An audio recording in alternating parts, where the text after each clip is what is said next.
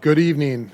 It's the 23rd of September. It's 5:15, and we're in the Tom Baker Room of the City County Building. This will be the Board of City Commissioners. But before we get started, I'd like to ask Chaplain Wolfgram to come forward for the Pledge of Allegiance and invocation, please. Thank you for the opportunity. I'm back. I keep coming back. Greg Carr was supposed to be here. He is serving our firefighters tonight, so we're grateful to Greg for serving in that capacity. Let us pray. Lord of life, we are grateful for the many blessings you give to us. Last week, you showered us with rain to replenish the earth, and today, on these first days of fall, you give us the beautiful sunshine and warmth. We are grateful for the many blessings you give to us in our community. Today, we are grateful for our media, for them keeping us informed about all the activities around here. And we thank you for the devotion and dedication of Monica as she looks to retire. Thank you for her time spent here, and pray your care and blessing for her in her retirement in the next chapter of her life. We pray your care and blessing also for our city, for those who serve in emergency services, that you would continue to protect them.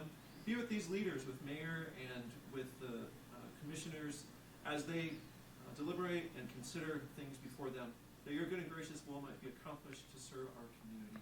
Again, we are grateful to you for who you are and for who you have made us. Grant us your peace this night, we pray through Christ our Lord. Amen. Amen. I pledge allegiance to the flag of the United States of America and to the republic for which it stands, one nation, under God, indivisible, with liberty and justice for all. Thank you, sir. If we can call roll to call the meeting to order, please. Commissioner Risch? Here. Commissioner Zenker? Here. Commissioner Connolly? Here. Commissioner Cleary? Here. Mayor Schmitz? Here. So first, we have a couple of special events tonight. The first one is we're kicking something off new, and it's my honor to do that, try to have a new tradition for the City of Bismarck and City Commission meetings moving forward. I truly believe community engagement is important, and certainly when we have members of our community who have done a lot of things to help with that engagement in multiple ways. So today is the first of this, and we're going to recognize a couple of individuals tonight. I will be presenting the inaugural certificates of achievement to two individuals, Susan Lundberg and Stephanie Delmore of Sleepy Hollow Theater Park, Arts and Park. Sleepy Hollow began, of all places, on a family road trip they were on as the Lundbergs traveled and conversed about what it might be that could be important to Bismarck. A powerful question: what does Bismarck need? The family had deep roots in the arts, and they believed the answer was clear: more opportunities for youth to get involved, to participate, to learn, and to create, and to feel a sense of belonging through the arts. So drawing on their childhood summers near Reagan, where Susan and Stephanie built a playhouse and stage productions, the idea for Sleepy Hollow Theater and Arts Park began to take shape. Classes and performances followed, people got involved, and the community took notice. It's now 36 years later, and Sleepy Hollow remains to be one of a kind in North Dakota, an outdoor program focused on youth, producing Broadway-style musicals with professional lights, sounds, costumes, right in the heart of the prairie. It welcomes adult volunteers. This year alone, nearly 400 parents, teachers, and neighbors helped usher at performances, run concessions, build sets, and sew costumes. And actually, I think most of the sewing is done by these two ladies. They're amazing. The impact of Sleepy Hollow extends far beyond the stage. There's countless organizations that have contributed, whether it's Bismarck College students, the State Industrial School, the North Dakota Tourism, Basin Electric, and Kirkwood Bank, or other banks in town, the MDU Foundation, VFW, and Eagle Scout and Gold Awards. Susan and Stephanie, your investment in our community and the lives you've touched can't be measured. For many in Bismarck, Sleepy Hollow is a summer rite of passage. As the snow melts and the days grow long, we find ourselves looking forward to the next season of stories you will bring to life. If you'd like to say a few words about Sleepy Hollow, you are welcome, and then we will present you with your certificate of achievement. Well, thank you very much. We reminisce that I think Bismarck is unique because to come up with an idea and kind of sift it through, how is this going to work, get good people involved, and we just did it. I don't think that can happen just any place. And we've had wonderful support throughout all the years, and it's doing good things for our community, and it's just a winner all the way around. And of course, we're celebrating. Look at this gorgeous day. We are celebrating being outdoors at Sleepy Hollow, and it's right in town. It's right here. It's not far, and so we've got the pheasants crowing and all kinds of rabbits, and we've had skunks too at times. But but it's just what a grounding experience for all of us. Yes. When we traveled, that's what Dad said. When Susie moved back from California and I was here, he said, if we're going to be here, we should root. And what a wonderful place to root. And so making a difference is what we should all do. That rooting system, that then it can reach out as far. And now, with help of organizations, we planted 300 trees since we've been there. And so it's a sanctuary for our city and our region that, as you say, you don't feel you're in a town, but you are. You're in a safe haven. And as we grow, that is something we can give our state and our region. We keep giving more and more opportunities for our kids and also opportunities to remember there is a time. It's Sleepy Hollow, and it can encompass us all. And thank you. Thank you, and thank you for what you've done for our community. Ladies, please stay here. And I would like to see if we can get a photo opportunity with the commission, too.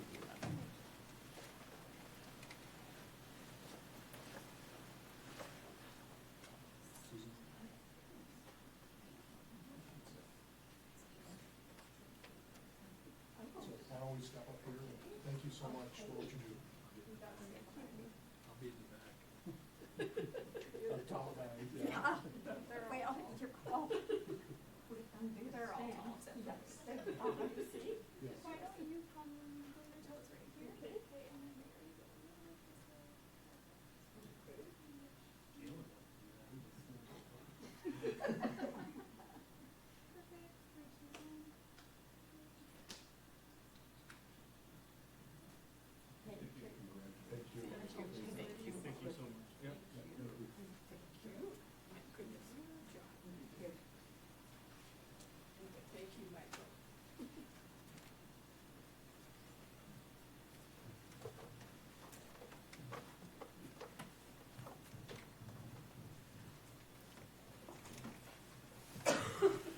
And we're not quite done celebrating, so I have a proclamation to read, and because we're honoring a person who's been a stalwart of the news community in this city and region.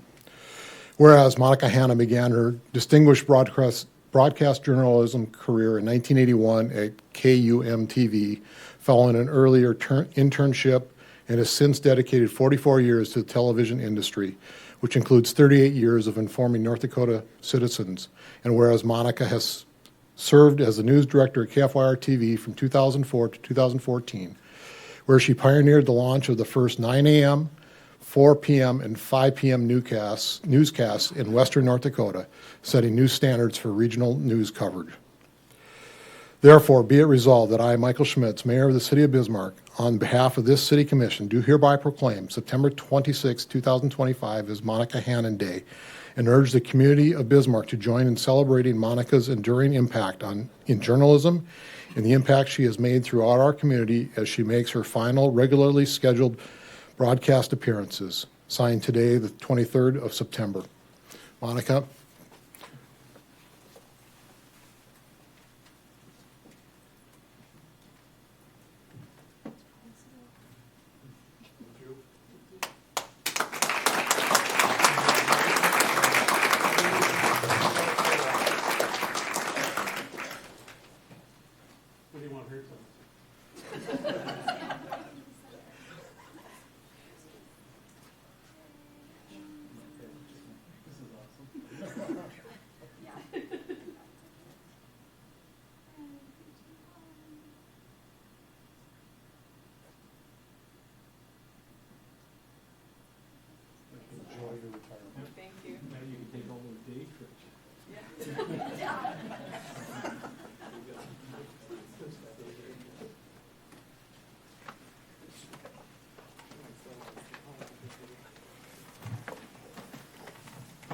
All right. Thank you, everyone, for that, and certainly to these community leaders.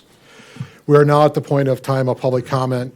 The public comment is restricted to items on the consent agenda, the regular agenda that's not a public hearing, or the prior commission agenda, which would, and so I already said not excluding public hearing items. So at this point in time, anyone who wishes to make comments, please come forward, state your name, and also sign in and tell us what you're speaking to.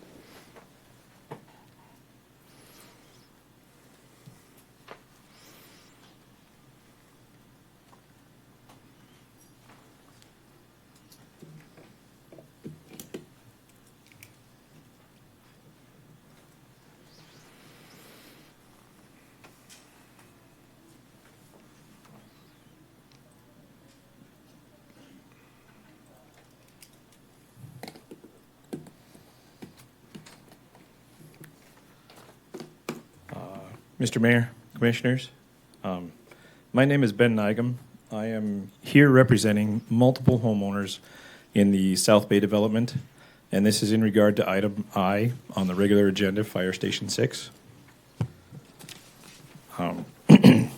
We are concerned with the proposed location at Burley Avenue and Calypso Drive and the negative effects it will have on our neighborhood and properties. We have been in contact with some of you previously and did send an email in with concerns that I hope you all have had a chance to read. One of the responses received to that email from Mr. Timonek was that there are already fire stations near residential housing. While this is true, Fire Station 3 sits adjacent to housing, but it exits away from it into the intersection of Tyler Parkway and Century Avenue, which is a transitional location between commercial and residential. Fire Station 5 does face towards residential housing, but is an even more heavy commercial area, sitting on the corner of 43rd Avenue and State Street. These areas are not even close to the quiet, almost rural setting of the proposed location for Fire Station 6. We would ask that you reconsider the location to a less intrusive spot. One such location is the city-owned property at the intersection of Burley Avenue and Boston Drive. This would not add to construction costs and would place the station in a more central location on the south side. This lot is currently across from undeveloped commercial properties. This location would only add a few seconds to the response time for the minimal calls received west of Washington Street. In return, it would cut response time to a majority of the calls which are east of Washington Street and for future developed areas to the east and south. Thank you. Any questions? Thank you. Thank you.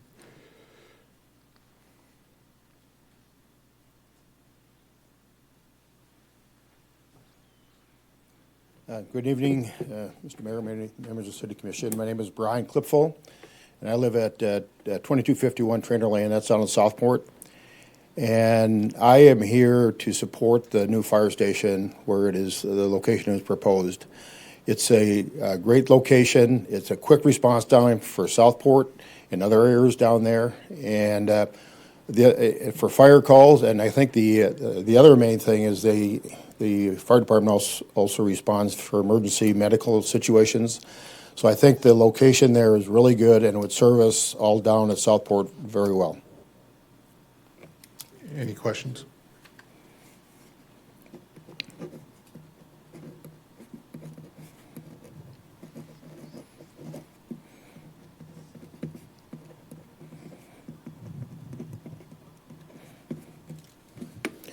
Thank you. Yep. Again, this is public comment. Anyone wish to speak, please come forward. Excuse me. A second call for public comment. A third and final call for public comment. Hearing and seeing no one, the public comment period is now closed. Commissioners, with regard to the consent agenda, what are your wishes? Move to approve as presented. Second. Is there any discussion? Hearing none, we'll call roll. Commissioner Zenker? Yes. Commissioner Connolly? Yes. Commissioner Cleary? Yes. Commissioner Risch? Yes. Mayor Schmitz? Yes. Moving to the regular agenda, I would like to move item J up to item A. because the consultants are here and we'll just respect their time a little bit. It's to consider requests from community development to provide a presentation on update of the Bismarck Land Development Code. Go ahead, Daniel. Good evening, Mayor, Commissioners. So the Land Development Code is underway. This is an update to our zoning and subdivision regulations in Title 14. The consultants are here, Jenny Baker and Mary Madden from Clarion Associates and Madden Planning. I won't take any of their time up. I'll let them give you an update of this code. Okay, thank you.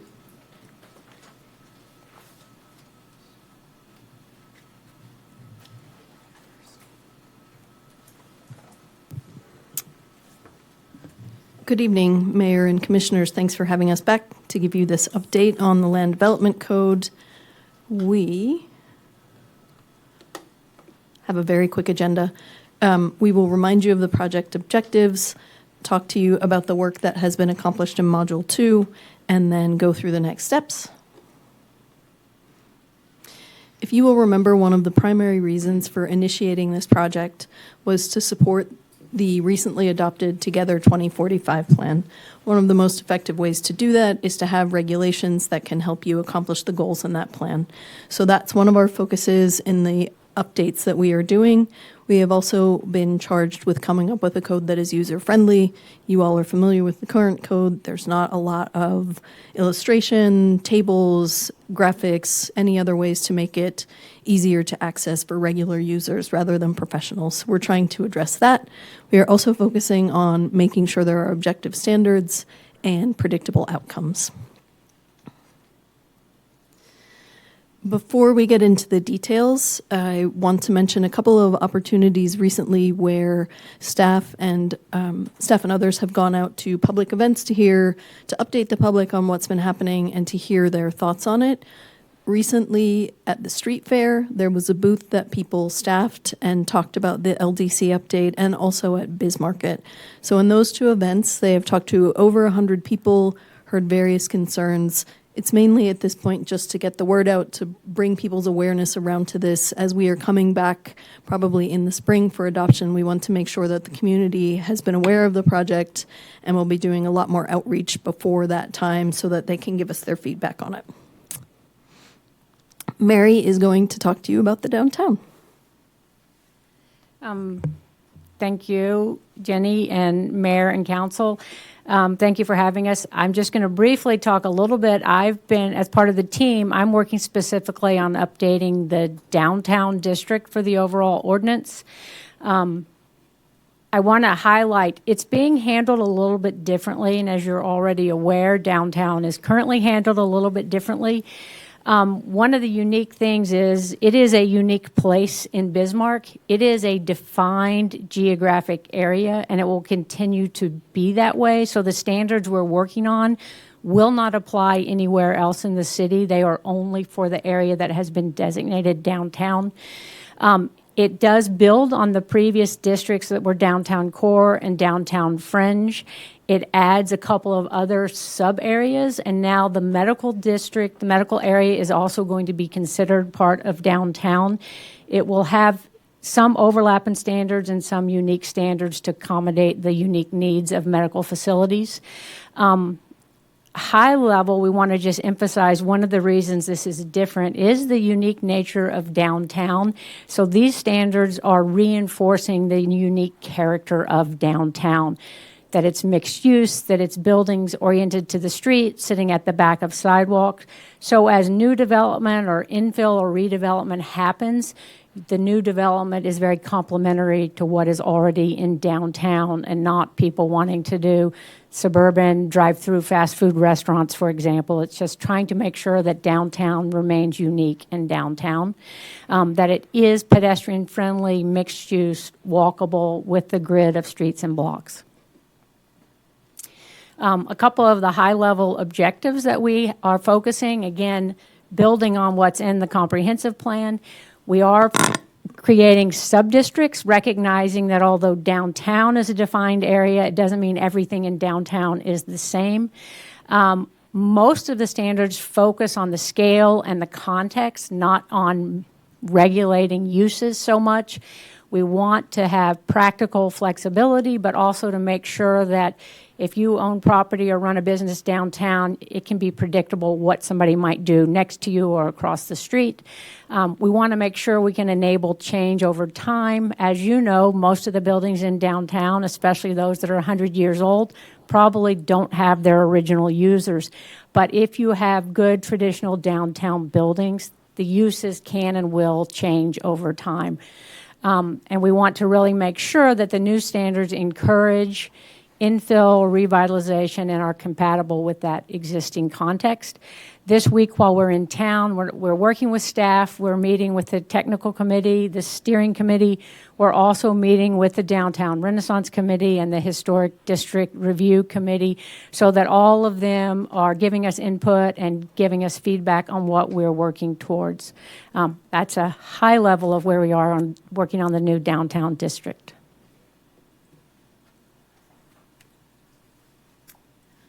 All right, and now I will tell you a little bit about the rest of the contents of Module 2. The last time we came here to talk to you, we talked to you about zoning districts and uses. And the way that I think of those are, they are the regulations that tell you what you can do and where you can do it.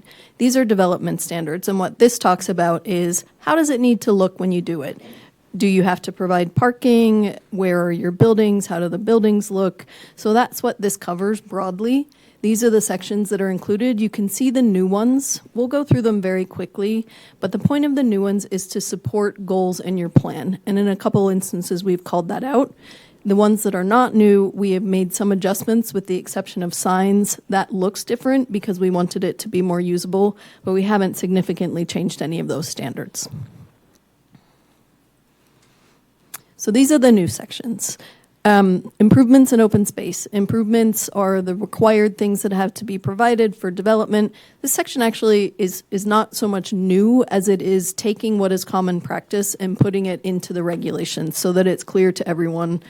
And so those things such as easement dedication and when that has to be done are now in the ordinance.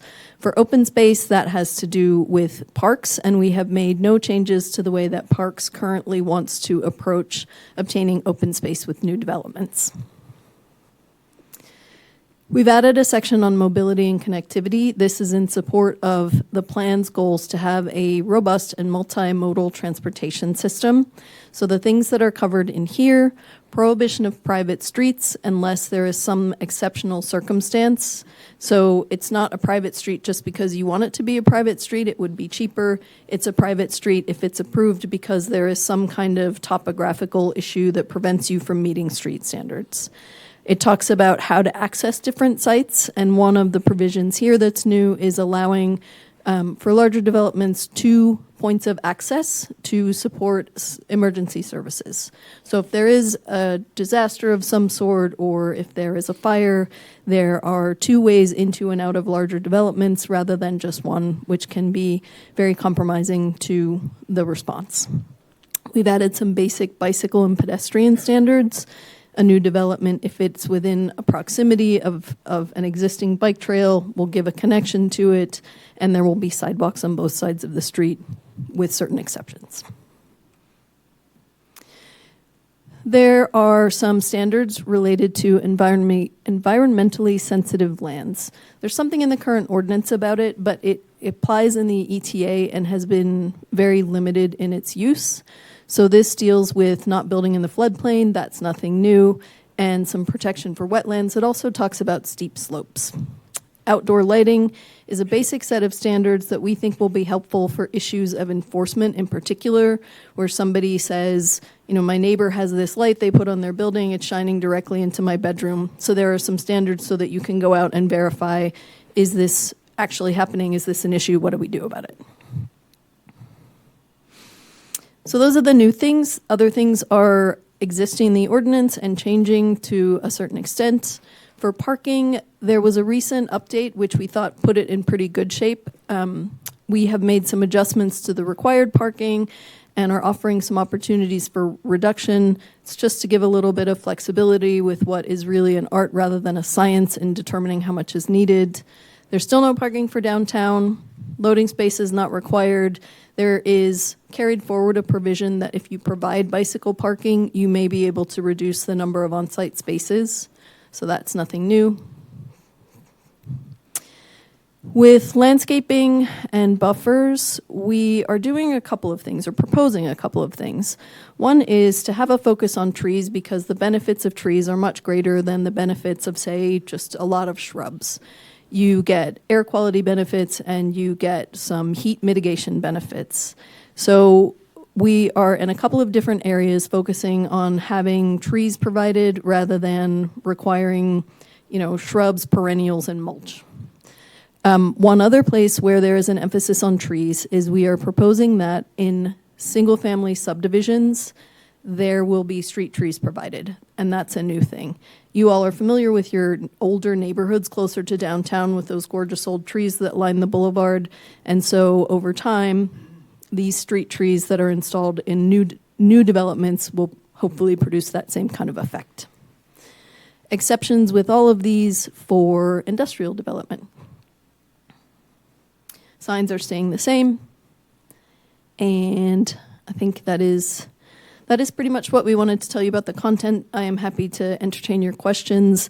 As an overall update for the project, we are hoping to hear back from the community about this module, and then there's a third and final one, which we will be giving to staff in October, and hopefully we will get the consolidated draft out to everyone by the end of this year and do a lot more talking to the public to hear what they think about what is proposed. The Module 3 involves how the process works, so development review procedures and administration of the LDC, Land Development Code, and then the adoption we hope to come to you in the spring. So that is what we had to say. Can I answer any questions for you? Are there any questions? Commissioner Risch.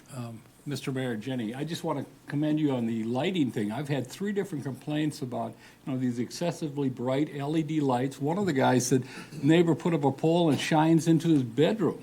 I mean, things like that. So Yeah. it's an issue that needs to be addressed. And your tree idea is wonderful. So thank you for your work. Anything else? Thank you. Thanks for your time. All right, we'll move back up to item A. It's the continued public hearing on ordinance 6635 and an annexation of part of Lot 1, Block 2, Northern Sky, second edition, first replat. Daniel? Good evening, Mayor Commissioners. I'll get my presentation loaded up here.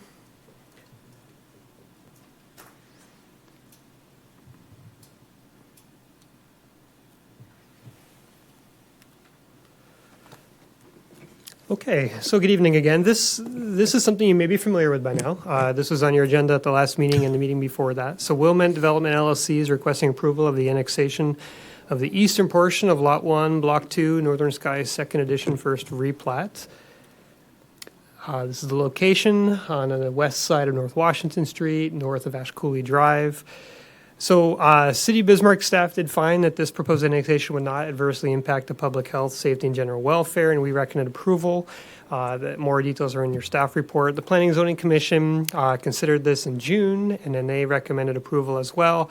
You considered this in August. The applicant did request a little additional time to your previous meeting in September, and then you granted that, and then they requested more time at that point to this meeting, and here we are today at the second meeting in September for another continued public hearing. So once again, we do recommend approval of this request, and I can attempt to answer any questions, or the applicant is here as well. Any questions? Okay, I'm going to open the public hearing. Anyone who wishes to speak, please come forward.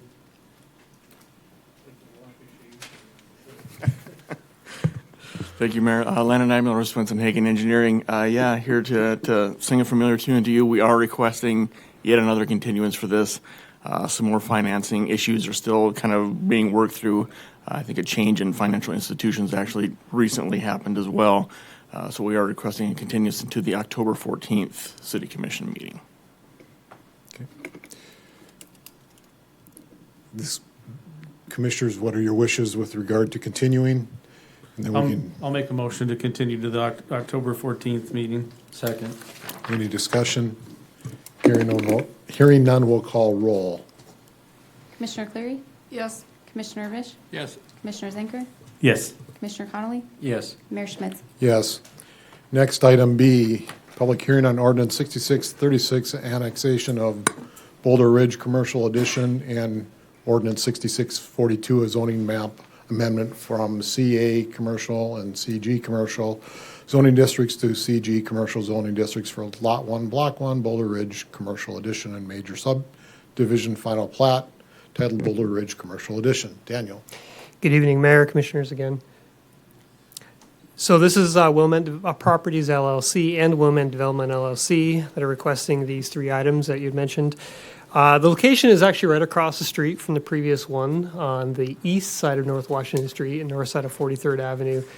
Northeast, this is, I'll go through these in reverse order. So I'll start with the subdivision plat of the three requests.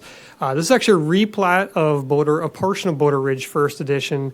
It does trigger our major subdivision requirements because it is dedicating a new public right-of-way of Clement Lane. You can see here on the map or also on the plat, this new road will create a loop from North Washington Street down to 43rd Avenue Northeast. And there is also a private access that would connect up to Slate Drive from the site. Overall, it would create 4 lots in 2 blocks for commercial development. The zoning is already commercial at this point. There is a tweak to the zoning that is being requested last year. It was actually this year. In January of 2015, you did approve a change to the CG district on just south of this or as part of this.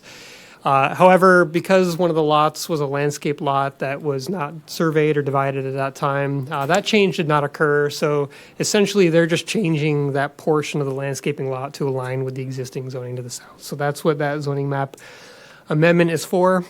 And then finally, the entire site, the entire replat would be annexed. That is part of the request as well.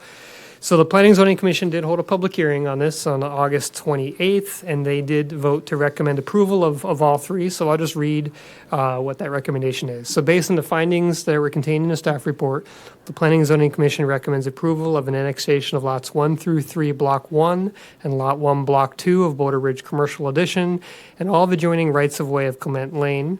A zoning map amendment from the CA Commercial and CG Commercial zoning districts to the CG Commercial zoning district for Lot 1, Block 1 of Boulder Ridge Commercial Edition, and a major subdivision final plat titled Boulder Ridge Commercial Edition. Do you have any questions? Any questions? Okay. We will open the public hearing. Anyone who wishes to speak, please come forward.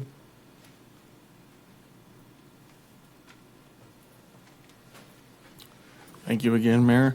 Just add a little bit to what Daniel had discussed up here. This is a replat of parts of Boulder Ridge First Edition. This particular area had these string of these 20-foot wide landscape lots that were surrounding the entirety of the area. So with this replat, we're kind of eliminating those oddball lots and just bringing them into a larger lot. The zoning ordinance itself will take care of the landscaping buffers that are required between commercial lots and residential lots. Yep. The zoning change we're requesting doesn't affect those lots that are adjoining those. We've already covered that before. The CA will be by the residential. We'll keep the heavier commercial further to the west and the south. That'll be adjoining some of the office spaces. Additionally, some of the annexation for this area some of it was in the city, some of it was not. This will bring the entirety of the parcel into the city, so we can cover that at that point. Access points. There's that existing access point, kind of an oddball little finger of land that sticks out further into the subdivision. That's always been there. We're just sort of replatting it to allow it for these other lots within this area to be able to use at that time. But I can certainly answer any questions if you have them. Anyone have questions of Landon? Okay. Thank you. Thank you. Again, this is a public hearing. Anyone wish to speak on this zoning ordinance, please come forward. A second call for public comment. A third and final call for public comment. Hearing nor seeing anyone, public comment period is now closed. Commissioners, what are your wishes? Motion to approve. Second. Is there any discussion? Hearing none, we'll call roll. Commissioner Risch? Yes. Commissioner Zenker? Yes. Commissioner Connolly? Yes. Commissioner Cleary? Yes. Mayor Schmitz? Yes. Moving to item C, public hearing on future land use plan amendment and ordinance 6639, a zoning map amendment from RM30 residential zoning district to DF downtown fringe zoning, and a future land use plan amendment from urban neighborhood designation to downtown designation for lots 1 through 4, Block 10 of Northern Pacific Edition. Go ahead, Daniel. Good evening, Mayor, Commissioners. So in this case, the Community Development Department is requesting approval of the zoning map amendment and future land use plan amendment. The location it's between Avenue B, East Avenue B, and East Avenue C on the west side of North 3rd Street. It's a half block, currently RM30, that would be going into the downtown fringe zoning district. This is being requested by the Community Development Department, although the way we handle these downtown rezonings, when we receive inquiries from anybody within a block with interest of changing the zoning, we like them to come in blocks at a time rather than lots at a time, just for the sake of having a contiguous district. So we do reach out to all of the other property owners, and we ask the Planning and Zoning Commission to initiate these zoning requests on their behalf. And so that's what happened. This would be going into the downtown district, which would enable a greater level of mixed uses, a greater level of development on these properties. It is, of course, contiguous to the existing downtown fringe district, so it'd really be a logical extension to the west from across 3rd Street and from the north as well. So the Planning and Zoning Commission did hold a public hearing on this item on September 9th, and we did not hear any opposition from any of the residents or owners within this area or from the surrounding areas as well. Based on the findings that were contained in the staff report and at the conclusion of the public hearing, the Planning and Zoning Commission recommended approval of the zoning map amendment from the RM30 residential zoning district to the DF downtown fringe zoning district, as well as the future land use plan amendment from the urban neighborhood designation to the downtown designation for lots 1 through 4, Block 10 of Northern Pacific Edition. Any questions for Daniel? Okay. Public hearing is open. Anyone who wishes to speak to this, please come forward. A second call for public comment. A third and final call for public comment. Seeing no one and hearing no one, public comment period is now closed. Commissioners, what are your wishes? I'll move we approve. Second. Is there any discussion? Hearing none, we'll call roll. Commissioner Zenker, Yes. Commissioner Connolly, Yes. Commissioner Cleary, Yes. Commissioner Risch, Yes. Mayor Schmitz. Yes. Next, item D is public hearing on the approval of concrete sidewalk, curb, and gutter and private driveway assessments as part of this SW 2024 assessments. This is a public hearing. Anyone who wishes to speak to this, please come forward. A second call for public comment. A third and final call for public comment. Hearing nor seeing anyone, public comment period is now closed. Commissioners, what are your wishes? Move to approve. Second. Is there any discussion? Hearing none, we'll call roll. Commissioner Connolly, Yes. Commissioner Cleary, Yes. Commissioner Risch, Yes. Commissioner Zenker, Yes. Mayor Schmitz. Yes. Next, item E is public hearing on the 2025 special assessment districts and confirm the assessments as amended. Gabe, are you got something for us? Good evening, Mayor and Commissioners. I should note the appeal to this was one of the projects in our special assessment package that you have here today was included in your agenda memo, but that individual indicated she would not be able to be present here to speak to it. So just want you to know that that's available. If you'd want to hold the public hearing, if there's anything else, I would be willing to come back up and address any concerns or questions that you may have at the conclusion of the public hearing and prior to confirming the assessment list. Okay. Thank you. This is a public hearing on the special assessment districts. Anyone wish to speak, please come forward. A second call for comment. A third and final call for comment. Public comment period is now closed. Commissioners. Move to Commissioner approve. Risch. I've got a question for Gabe about the appeal. Okay. Gabe, it's from Cheryl and John Patch, made this appeal. I thought they did an excellent job. Their house is not directly on Century Avenue. do they make some pretty good points? Or Sure. Mayor and Commissioners, Commissioner Risch, I've had multiple email exchanges and a couple of conversations with Mrs. Patch, during which time she's been very professional in all of our dealings, so we'll compliment her on that.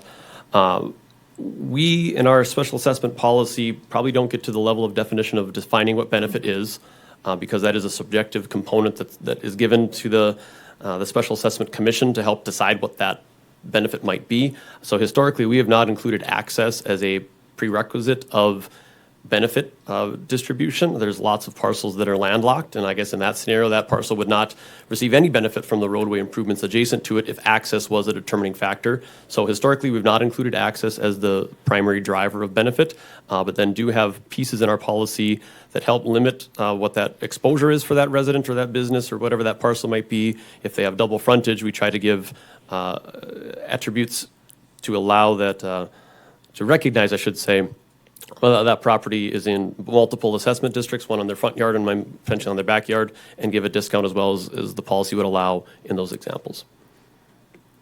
okay, she did an excellent job.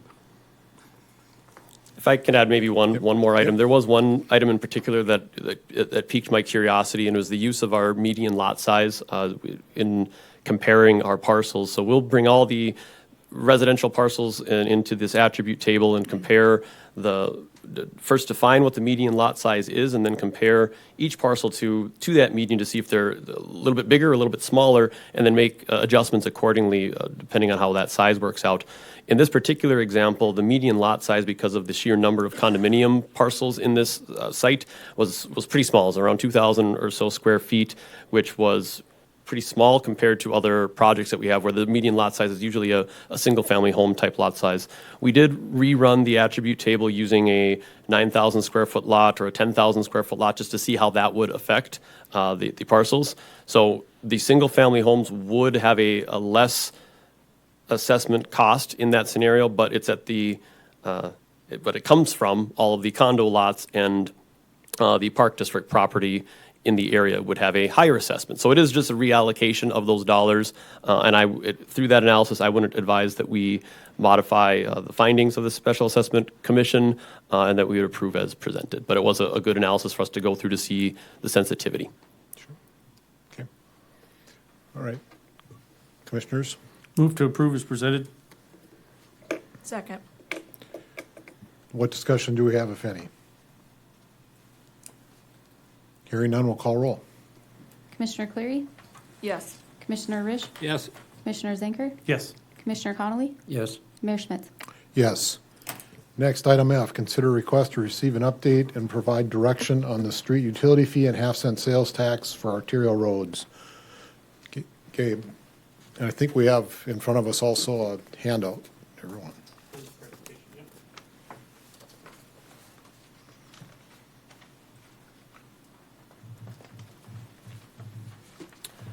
Okay, Mayor and Commissioners, here before you to talk about two items. One is the half-cent sales tax for roadway construction, reconstruction, and the other is our street utility fee. We were directed at our July 22nd, 2025 meeting to engage with some of the members of the Special Assessment Task Force and Infrastructure Task Force to talk about these items and get some feedback from that group to be considered what would it look like in a 2026 ballot question on these two topics. So initially, it was thought that maybe these could be one ballot item that would kind of cover the scope of both of these programs. But in additional conversations, we've come to the conclusion that this might be better to have two separate type questions. One involving our half-cent sales tax, we currently use for arterial road reconstruction and construction, and the other question on the street utility fee, and let each of those items rest on their own merits. And if the public supports them or one or the other, so be it. But we don't want to maybe confuse the public and or have the negativity associated with one of them bring down the other in that scenario. So the first topic we'll cover is our half-cent sales tax. If you've seen this slide a couple of times, I'm sure by now, this was passed in 2018, restricted to the construction and reconstruction activities on a set project list. It sunsets in 2029, so it's still collecting, and it collects about $10 million per year. So far, we have invested $67 million in our sales tax and have combined that with $18 or so million in federal and state aid to build the projects that we have highlighted, I should say build and or commit to the projects we have highlighted in yellow and outlined in red on the screen in front of us. We anticipate a $13 million balance at this point in time of what the program has in revenue that is yet to be allocated to a project at this point. So I just want to kind of walk through some of the things that, in my opinion, have been led to the success of the half-cent sales tax for arterial road construction. So this is the policy framework that we've had. Many of this was written directly into the Home Rule Charter Amendment, and some of it was just more, because it wasn't written in there, it allowed for some flexibility. So the first would be voter approved. It's always nice when we know we have the support that we're doing the things that the voters want us to do, and they did so with the ballot. So they approved that concept, which gives us the assurance that this is a program that they support. The next item, a defined scope, that helps us prevent what could be looked at as scope creep. So having a really defined arterial road construction and reconstruction helps define that. The next piece, the unprioritized project list. Two pieces that I like out of that. First, the project list, once again, gives the voters, they knew what they were getting because that was a smorgasbord of potential projects that these funds could be used on, so it limits where that, maybe something else could have got popped up later. But the other piece is the unprioritized part of that is that it is very difficult to look into that crystal ball and say in 9 years, this is what I think the priority would be. So it allowed us the opportunity to program where the needs were. If we have new development occurring in a certain part of time, that might drive the need to fund an arterial road in that part of town. If that development wouldn't have occurred, we probably wouldn't need to be in those same areas of investing some of those dollars in that location. I would also say the unprioritized part allows us to respond to the state of North Dakota. If they come back to us with a proposal to do something on a state highway in our community, it gives us the ability to fund maybe a local share. But if the state doesn't move forward with that project, we don't have to invest entirely our local dollars into what would be a state or federal facility. The sunset of sales tax collection, that is very complementary to having a project list. Once again, it helps define that scope, as well as now the duration that tax will be on the books. So those are all good things. And lastly, this one isn't written into the voter-approved ballot, but it was the flexibility that we have to use with other funding. As I noted on the previous slide, we've paired this with state and federal dollars, both to do water main extensions funded through our State Water Commission and Department of Water Resources. We've also used this with funding with the Department of Transportation, using federal funds and even state funds that they're allocated to expand and really leverage and stretch those dollars out as far as we can. Should note, too, that we could use special assessments to be paired with the half-cent sales tax. The board has made the decision on every project to not use that, but it was not written that mandated that. So that would have been another way that if this board and previous boards would have wanted to stretch those dollars out, it could have been a supplementary revenue source as well. Now, as we talk about what we would be proposing through conversations with Commissioner Zenker, the policy framework you see a lot of the same things on this list. So still a voter-approved concept that would go to the ballot, still a defined scope of construction and reconstruction. But what I want to maybe stress at this point in time is while we've done a really good job of getting caught up on our arterial road network, it was very apparent when the citizens passed this in 2018, the need on 43rd Avenues, on Ash Cooley Drives, on South Washington Street, some of these corridors that we've now since constructed or reconstructed. If we look into the future, I would say we have more need or more pressing need on some of our collector and local roadway network than we do have a need to expand another arterial road another mile out of town or on the outskirts of town where currently a 2-lane rural facility is more than adequate meeting that need, and we might want to utilize those dollars elsewhere in our community. So we'll recommend the expansion to select collector and local roads. We'll update our unprioritized project list. So I put new on here because it would be a new list. We'd take all the projects that weren't constructed previously, roll them over onto the new list, as well as identify some new projects, and we'll get into what those could look like here on the next couple slides. Once again, be a proponent of having some sort of sales tax to the sunset, whether that's 10 years from the date of passage or 10 years from when the previous tax was set to expire. Those could all be determined and thought through as we get closer to having a commission decision on where to go with this proposal, as well as then maintaining that flexibility to use with other funding. I bring that one up here in particular. We historically didn't use arterial road special assessments. but there might be some value in considering what is the appropriate level of special assessment if we're going into a local road or a collector road. I think we holistically, as the board had decided, an arterial road, that was more of a community need.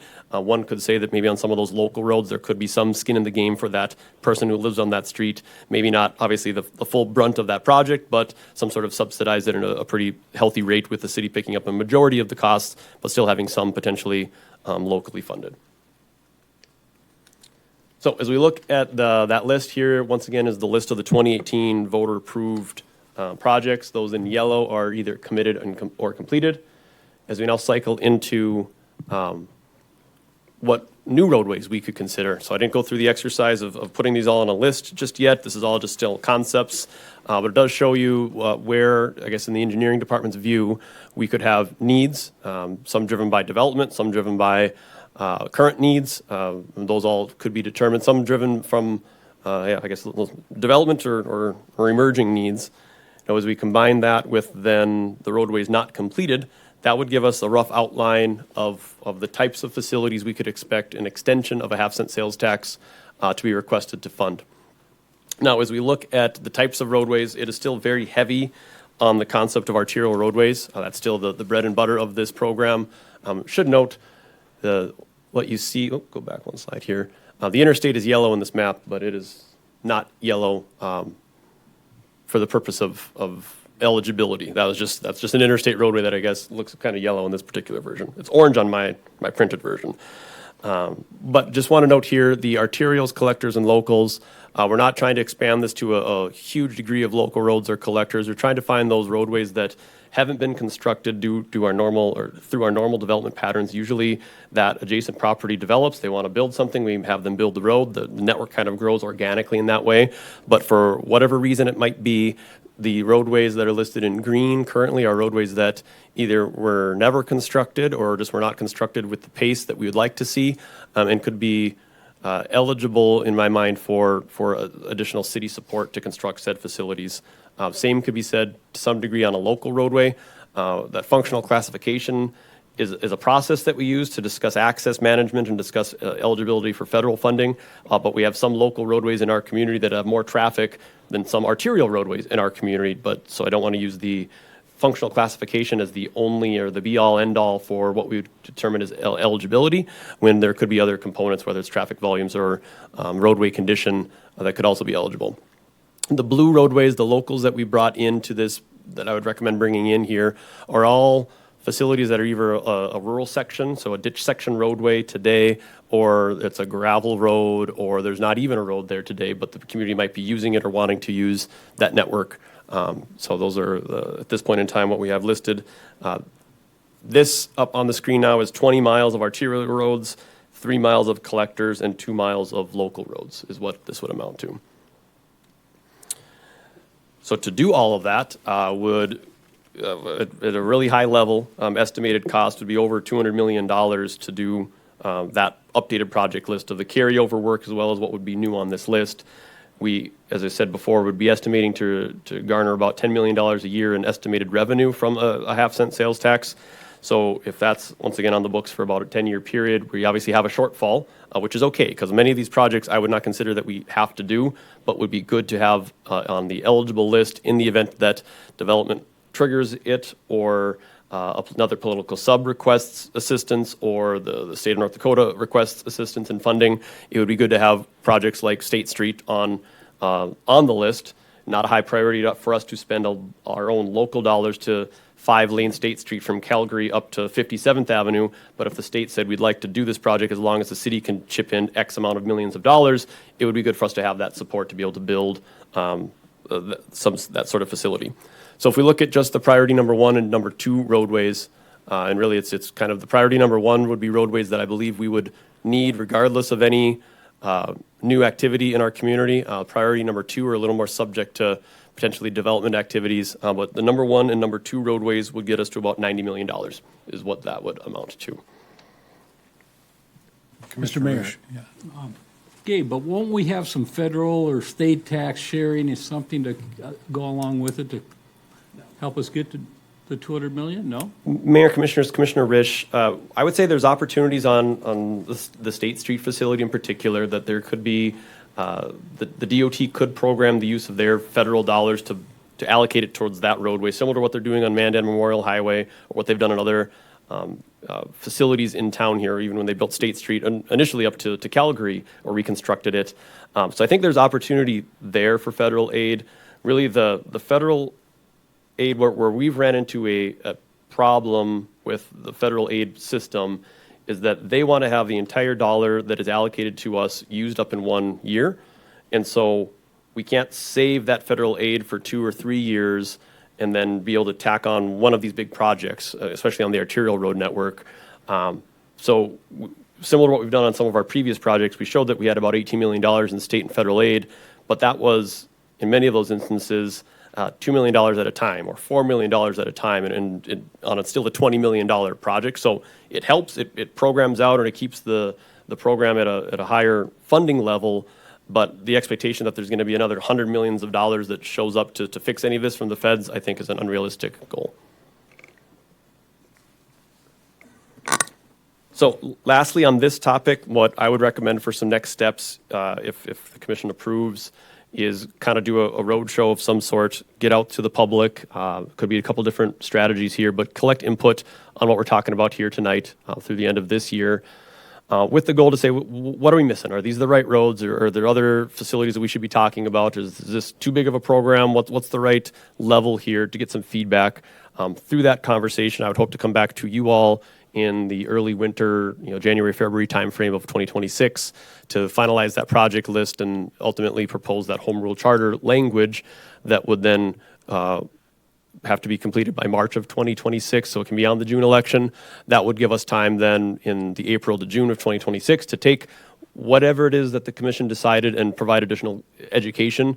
We wouldn't be looking for input at that point in time because the commission had made the decision or would have made the decision, and the language would be kind of fixed, but it would still provides an opportunity to at least tell the people what this means. We wouldn't necessarily advocate for passing it, but at least be able to present the information to the public in various forms, as well as have information on our website and presentation materials.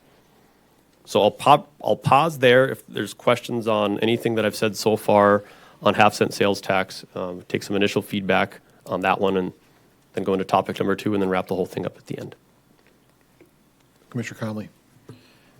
Gabe, on East Main, because that's been a topic over the last decade and things, from, say, 9th all the way out to Centennial, maybe even 52nd. And that project was never completed and things. Why isn't that on, say, one of the priority lists continued? Because if it's been up under discussion a couple of times and not under discussion now, it makes me curious a little bit. Sure, Mayor and Commissioners, Commissioner Conley, the Main Avenue corridor, really the concept that the half-cent sales tax has historically funded, what we recommend it to be funded for, is the creation of new roadways or expansion of those facilities. So whether or not this tax could be used for a Main Avenue rehabilitation, a concrete pavement repair, definitely could be.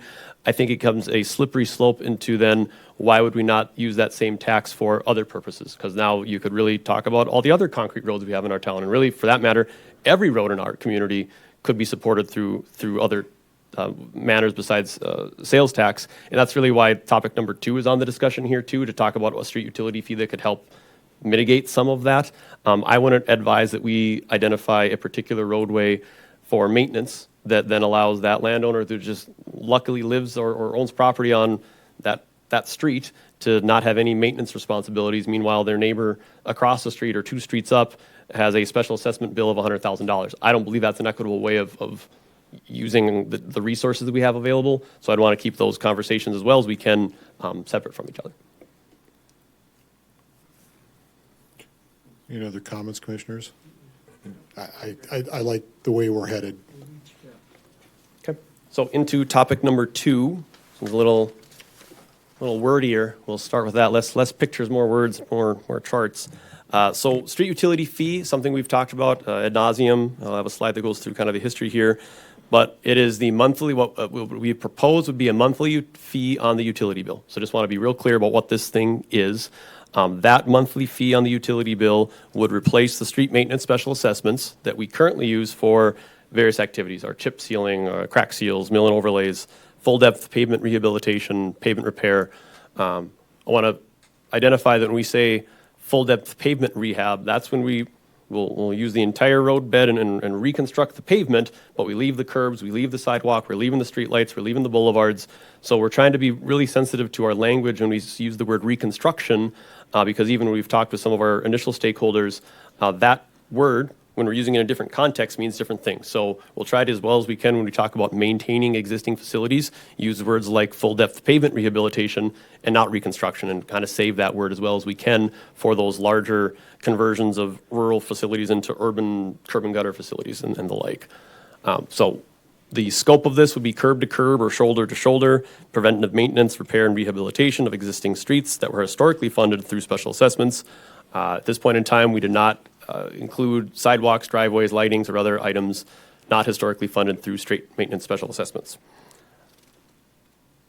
So why would we even consider this is probably the first question that we should ask and feel real comfortable with the answer, or else we're spending a lot of time looking into things that we don't need to be looking into. But we talk about the benefits of what a street utility fee would be. These are the first four that we have on here. First would be a reduced interest during construction. We would expect this utility, if enacted, to operate similar to other utilities that we have, that the revenue generated from that utility is what we use to pay for their expenses. And we're not bonding, we're not carrying costs, we're not borrowing from the future years to pay for that infrastructure. So we treat it similar to our water utility, sewer utilities, street lights, et cetera. The next item, you eliminate the bonding costs. So that would be a cost savings element if we had a fee coming in, as well as then whatever that prevailing interest rate might be. We have historically been lucky in more recent times with lower interest rates, but we are very subject to whatever the interest rates are at the time, and we could find ourselves with 7, 8, 9% interest if we got back to that sort of interest rate environment. It allows us to program improvements specific to the needs of the roadway. A lot of times when we look at what we should do on the roadway, in the back of our mind, we're also thinking about what are the special assessments on that project or on that property, and how do we build a special assessment district that makes sense from an equity of the special assessment, and less so from what does the road really need at this point in time. So removing the special assessment, I guess, chains from that discussion would allow us to be more responsive and more efficient in how we deliver road maintenance projects. Then the last one I have on here is more subjective in nature, but a consistent fee would be less of a surprise to the property owner than getting the letter from us. I get to write a lot of, 1,000 letters every year. Don't really write them. The computer writes them and then puts my signature on them. But then we do mail them that says you are the lucky recipient that will get a 2,000, 3,000, 4,000, 5,000, et cetera, special assessment. So having that letter go away in exchange for a more consistent fee on your utility bill would be one of the, what I would consider a benefit anyway. So history, how did we get here? This started in 2017 with the creation of the Special Assessment Task Force. They identified a street utility fee would be a great idea. In 2019, there was a bill that was created that would allow communities like Bismarck to use a special assessment fee, or a special assessment tax, and street utility tax. That failed. Then in 2021, we did get House Bill 1419 passed that then allowed what we're calling a street utility fee, a street maintenance fee. It has different languages throughout, was allowed. That triggered the Special Assessment Task Force to reconvene in 2021, come up with some recommendations that were presented to this board in 2022. But one of those findings was the inequity enabling a fee like a street utility fee would create to our political subs like parks and schools. So we went back to the 23 legislators and requested a change in the legislation that would allow the local political subs to use their same mill levy authority they're using to pay for special assessments to be able to pay for a street utility fee if the community used one. But that failed in 23. That failed again in 25. And really the 25 version, it went really sideways. That we were worried that even touching it would make it an unusable fee or unusable concept the way that some of the amendments worked through the legislature. So we feel at this point in time we would rather try to have a discussion with our community to see if this is a fee that we're interested in pursuing with just a carve out for parks and a carve out for schools so that they wouldn't be affected by this fee. And really that would amount to is removing them from being fee payers in this system, which would obviously increase everyone's rates a little bit, but I'll get into some analysis later just to show what it really would or wouldn't change. So these are the policy components, or some of the policy components, it wasn't all of them, that were presented by the Special Assessment Task Force to the City Commission. I have a slide here that'll show those, and my next slide will show kind of just my commentary on those things. We really never had the opportunity at the City Commission to say, yes, this board agrees with these things, or no, we don't agree with these things. It was kind of paused at that moment in time to then talk to the legislature to see if we can make a tweak to it. So I just want to make sure we have time to discuss these concepts, especially before we put something on a ballot somewhere. So first concept was a street utility fee policy to follow current special assessment policy. That was in some ways making it so that there wasn't a big change, that we, for the street utility fee, charge someone in a similar manner than the special assessment policy fee does. Then there really should be no inconsistencies.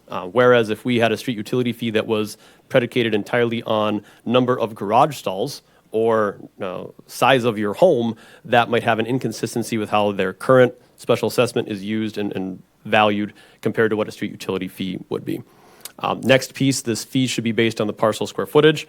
Went through a lot of iterations on what the best criteria should be for that. We talked about garage stalls, we talked about number of trips generated by the property, talked about the parcel size, talked about impervious area. All those items were talked about, but landed at, once again, trying to be consistent with the current special assessment policy as being the parcel square footage. The third bullet there, all parcels should pay a street utility fee. That, once again, is getting back to that special assessment policy that right now, even if you don't have a water meter, even if you don't have a building, we can still assign a special assessment to that property and collect revenue from that property paying off its special assessment. So the thought at the time from the Special Assessment Task Force is we should treat this the same and create the X number of accounts, whether that X is 1,000 or a couple thousand, for those properties in the city of Bismarck that do not have a water meter currently installed. And so that would be something to consider still. The revenue split was 40% residential, 60% commercial. That lined up with the land area or the land mass associated with both of those pools. That is highly subjective to including the airport and the landfill into that calculation, because those are very large tracts of land that then skew that commercial cost up to a higher percentage. The per dwelling rate for apartments and manufactured homes, just kind of talk on that a bit. That was the philosophy, was we're trying to treat apartments and manufactured homes as they are homes and residential units, not like they are commercial properties is what our special assessment policy treats it. So whether or not it's an apartment building with 30 units in it or a condo with 30 owners, the street utility fee goal would be to treat them the same and have that building pay the same amount, whereas our policy and special assessment land could look at those differently, because one would be considered a commercial property apartment building and one would be considered a residential home, or 30 residential homes. The fee framework should include paying off the current special assessments. That was one item that had maybe not consensus, but support from the Special Assessment Task Force. It was an equitable fairness kind of concept. If you're asked to pay this new fee and you're still paying off special assessments from previous, is that appropriate or not? I think it was the recommendation of the Special Assessment Task Force to have the fee responsible, the new utility, be responsible for paying off everyone's special assessments. So it doesn't really matter if your project happened last year or 2 years ago or will happen next year. All of those special assessment debts would be wiped clean, and the fee would be responsible to pay that on those landowners' behalf. And with that, not looking back for those people that might have paid off their special assessment early because it became a complicated potential issue. So now my commentary to each of those is on the screen here in red, really contrasting. First item, I do agree in principle that we should use the special assessment policy, but really just to get to the concept that a larger parcel should pay more than a smaller parcel. That's really where my value system would kick in that a large retail space that consumes 10 acres of land should probably pay something more than a retail space that takes up a third of an acre of land when it comes to the expand or the network that is needed to maintain for both of those. So using the parcel square footage, once again, yes, that could work in principle. I do want to talk about the impervious area that we do have already in the system as another option for us to use there. The parcels should all pay a street utility fee. This is one I'd probably say I wouldn't fully support, at least initially. In principle, it makes sense, but it does add a layer of complexity to then create utility accounts for parcels that don't actually have an account. Then do they get flagged for all the other concepts that are also out there, whether it's a street light or some other items that they might not have a water meter, but they maybe should be paying other fees too. So it adds another level of complexity to it. And at this point in time, I would rather approach this assuming that we aren't creating any new ones, and that does give us a little cushion if in a future year the commission decides to add in undeveloped properties. It would create that opportunity to do so once the fee's already up and running and you can see how well it's working. The revenue split was 40-60. I do want to say, though, if we remove political subdivision property, that changes that concept. So I would be maybe not looking for a residential split in that manner, but maybe building it in a different manner, which I'll get into in our next slides. Per dwelling rate for apartments and manufactured homes, that's perfectly fine. Counting something on a per dwelling rate actually is very consistent with what we already have in the utility billing system software. So we know how many units are in that apartment building. So if we decide an apartment building pays X dollars per unit, it's relatively straightforward to then put that bill onto that particular account. Fee framework should include paying off specials. Once again, I agree with that one. It does create an equitability concern if you don't. And then same wise with the no look back or allowance for special assessments previously paid. So anytime we build a utility, you got to first talk about what do you want it to do. So we talked, we're looking to replace what was the street maintenance projects with the street utility fee. So we grabbed that capital program. This was the average of our 2019 through 2025 project budgets. So that includes some level of contingency, but it is the bid project amount. So it was the contractor's number, but if we had some change orders, might be a little bit higher than the bid amount, but lower than what we're showing here. It rounds out to about $16 million for capital program. We have an $8 million in debt service. That is the current special assessments that are being paid currently. If we wiped the slate clean on special assessments and it's the utility's responsibility to pay for those, that would be an item that currently runs about $8 million some change to pay that off. On the bright side, as we stop using special assessments, that debt service will get smaller and smaller every year until the debt service component of this fee would be zero once all the debt is paid off for historical debt prior to the fee existing. And then the last one, sales tax and federal aid. The lion's share by far is like $6.5 million of that is sales tax. The federal aid is reflecting that we have had some federal aid projects that we've used for maintenance projects. Some of our downtown urban grant projects we funded in the maintenance realm of things, putting back what we found, mill and overlay, et cetera. So I did want to recognize both of those, but the lion's share of that has been the sales tax. And I do want to recognize that I've got to think about this one. The sales tax, we're not recommending an increase or a decrease in that. We're recommending that just be brought over currently, as we're currently doing that process, whether it's sales tax or our North Dakota Flex funds, what will be the next program that we will use, but we also have our Prairie Dog funds that we're using for those programs. We're not asking the fee to pay for everything. We're asking the fee just to kind of replace the special assessment component right now. And that sales tax was part of the 2018 measure, I believe, on sales tax where we capped the property tax buy down. Am I correct? And then and this is the money we were using to offset some specials previously, or are currently using to offset some of those specials, right? Yeah, Mayor and Commissioners, Mr. Mayor, the sales tax that we're talking about here is part of our 1%, or the first penny is where we're using that generates the $20 million or so a year, and about $9 to $10 million of that is used to pay down special assessments, pay down property tax, mill levy, and the rest of it is used for snow gates and buying out specials. Thank you. So as we look at what sort of utility accounts do we have currently, so if we kind of took a step back, and I didn't try to put our parcel database into the utility accounts. I just started from scratch with just what do we have for the utilities, the number of accounts. In particular how many units are on those accounts. So those residential units, sometimes it's one unit or one account that is for one unit. That's the vast majority. But we do have some utility accounts that it's 1 meter that splits into maybe 2 units. And so we want to recognize both the accounts and the units as far as apartment buildings, condos, and multifamilies and manufactured home parks. Try to get a good number of those accounts and the units, and then the number of accounts for commercial. And those are the ones that have the most variability because it's going from a shop condo to Kirkwood Mall. It kind of is the range of what those commercial accounts could look like. And I do want to note the schools, parks, and lawn meters. I identified those 400 because in my mind, those would be the 400 accounts that we wouldn't bring in to this system because they are schools, parks, or a lawn meter generally is one that is a secondary meter on a parcel, and they're already paying for it through their commercial or in some cases a residential metered account, and we don't want to charge them twice.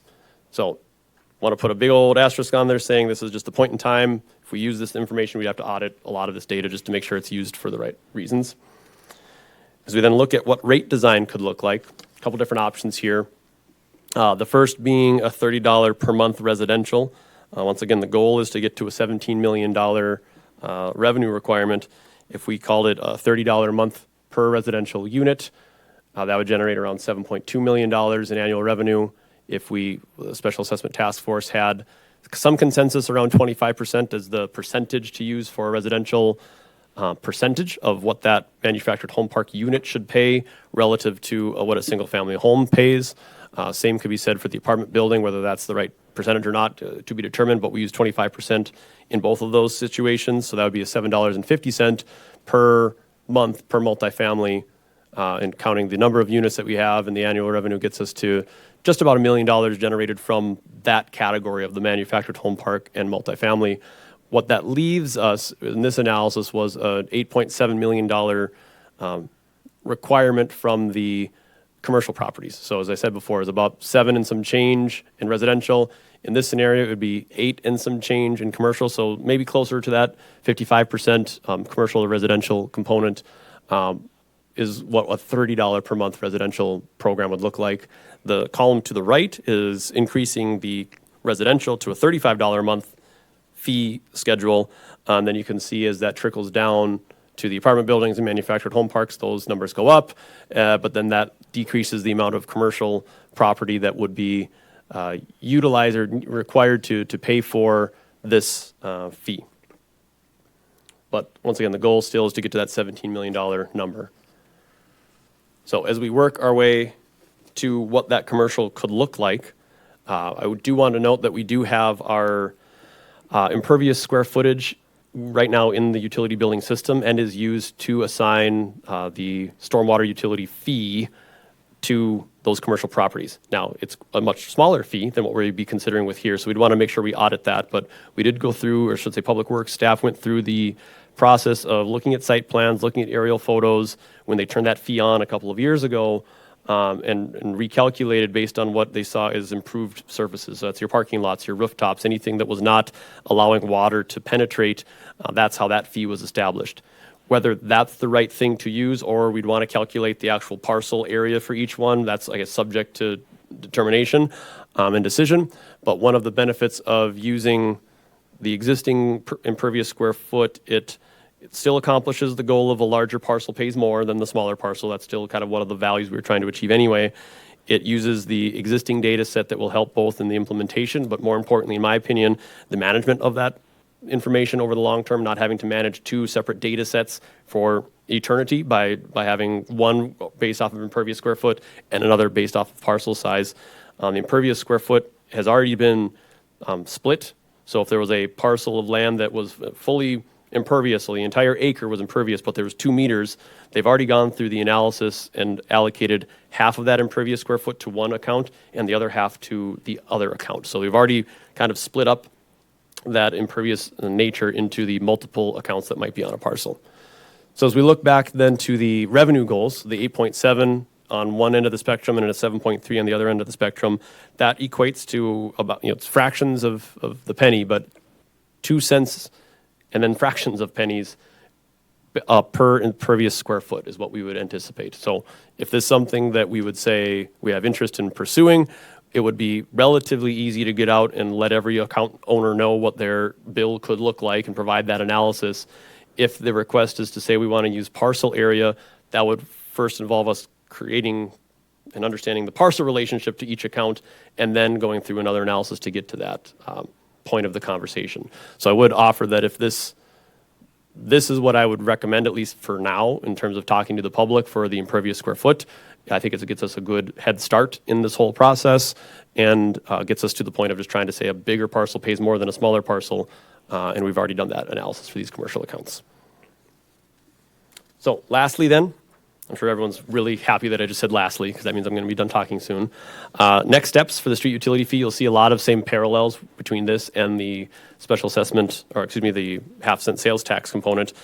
What I want to do initially here is confirm some of that policy framework before we'd even talk to the public about anything, whether that's something you can say here at this meeting, or if you want some more analysis and we come back to a future meeting.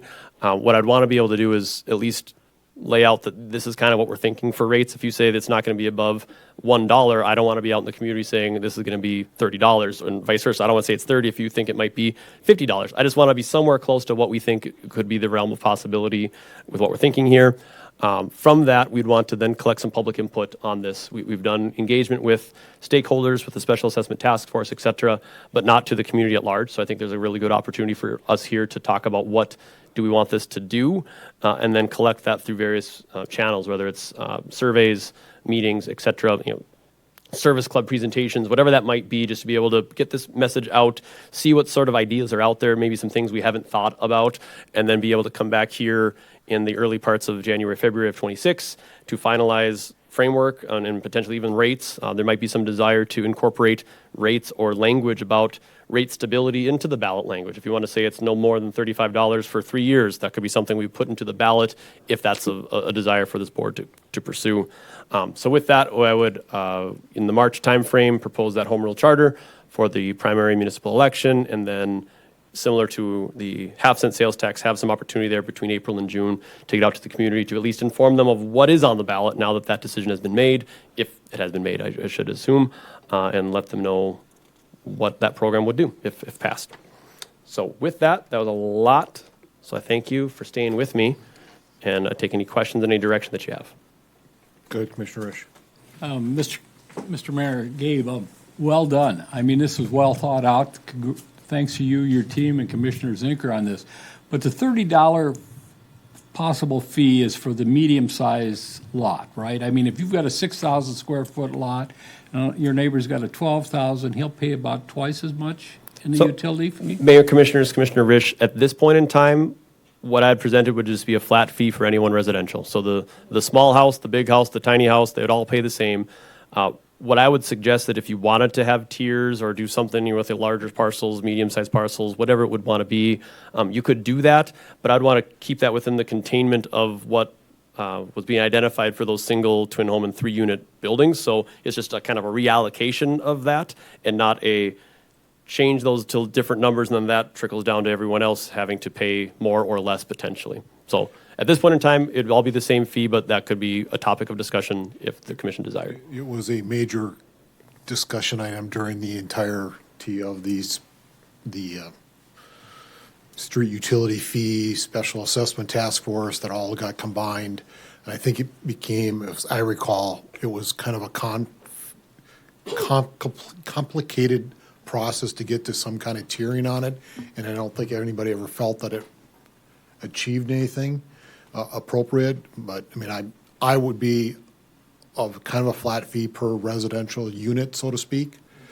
I'm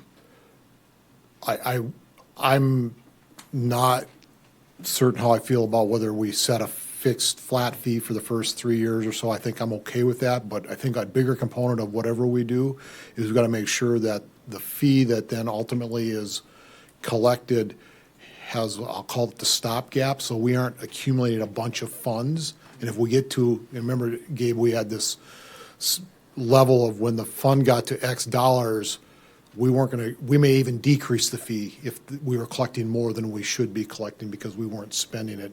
I don't want this ramped up pool that that the government is just collecting all these dollars and never using it for what its intended purpose was. But I'm very supportive of the process and the concept. I think you've done.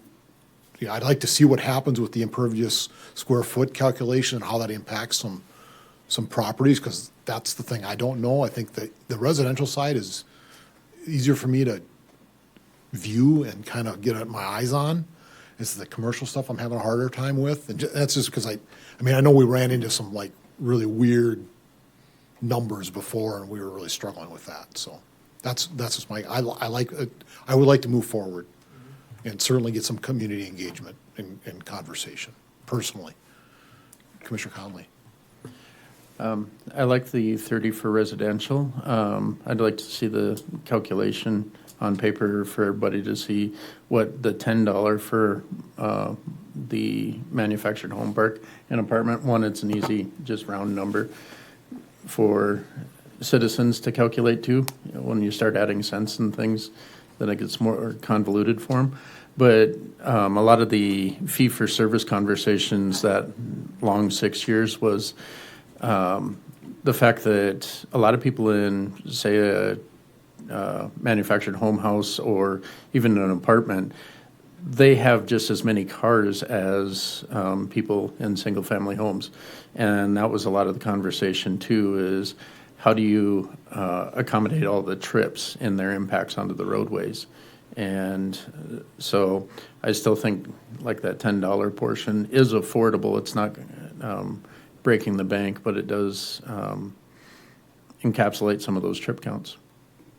Mayor and Commissioners, if I could maybe just add to that, Commissioner Conley, your comments made me think of two things. The first being, I do want to kind of get to the bottom or stress test the concept of those renters that are paying for their own utilities that right now have a $50 per month utility bill that might go up to $80 a month potentially, compared to their special assessment that in theory the property owner was paying for that and running that into the rates that they're charging to rent that space. So whatever we would do, I would want to make sure if something is promoted and something does pass, that there's enough runway time for implementation that some of those concepts can be identified and incorporated into future lease agreements so that something that the resident knows it's going to be something higher and can take that into account when they maybe negotiate their rent or whatever that rent increase could be. So I just want to maybe offer that piece. The other piece I'd say too is the trip generation concept that you had. I would view we're not trying to get to trip generation as a concept that we're trying to understand or use as a criteria. Even if that lot is vacant or even if that's just a single family home, if there's 300 feet of frontage, our winters in North Dakota destroy that road after 20 years. Even if we're trying to maintain them, they're just, even without any traffic on it. I would think a trip generation component would be very appropriate if we're talking about capacity type improvements and who's going to pay for that new turn lane or who's going to pay for that new traffic signal or that expansion of the roadway. But the concept of maintaining the existing system, even if no one drives on the roads and all the cars go away, in 5 years, all the roads would fall apart in that scenario. Commissioner Conley. I'm glad you brought that up, Gabe, because when we're talking manufactured home parks and things, when there was a lot of corporate buyouts starting in 2017, one of the first one that went down to an out-of-state investor cited the improvements along 12th Street and Expressway as a major reason for a major jump in rent. Well, even after the special assessment's paid off, the rent never goes down. It's a matriculation up. So that's that portion, the reason why I said 10. I merely stated the trip count to be encapsulated into that monthly, where we wouldn't actually have the trip count language, but a lot of those parcels, like say a trailer house, they might have 3 or 4 cars, just like a single family home would. So it's more that it's a catch-all when you have it in the fee, but not including the trip language, so to speak, in a measure. So I think we're kind of saying the same thing. It's just a lot of words. Other comments or direction for Gabe? Commissioner Cleary. I guess I pretty much agree with everybody. I would like to see it move forward. I think there's been a lot of thought put into this over the years with the task force. I do agree, Gabe. I think that like the flat fee for residential, whether it's 30 or 35, makes more sense. I think part of the problem when we get into the weeds of trip count or garage number or frontage footage, it's like there's so many anomalies, right? Like I live in a neighborhood where all of our front yards are only 50 feet wide, but some of the lots go so far back, you can still have a huge garage, you can still have tons of people driving on the road. Like I just think that the flat rate, I think, makes more sense, and it'll be easier for the public to understand.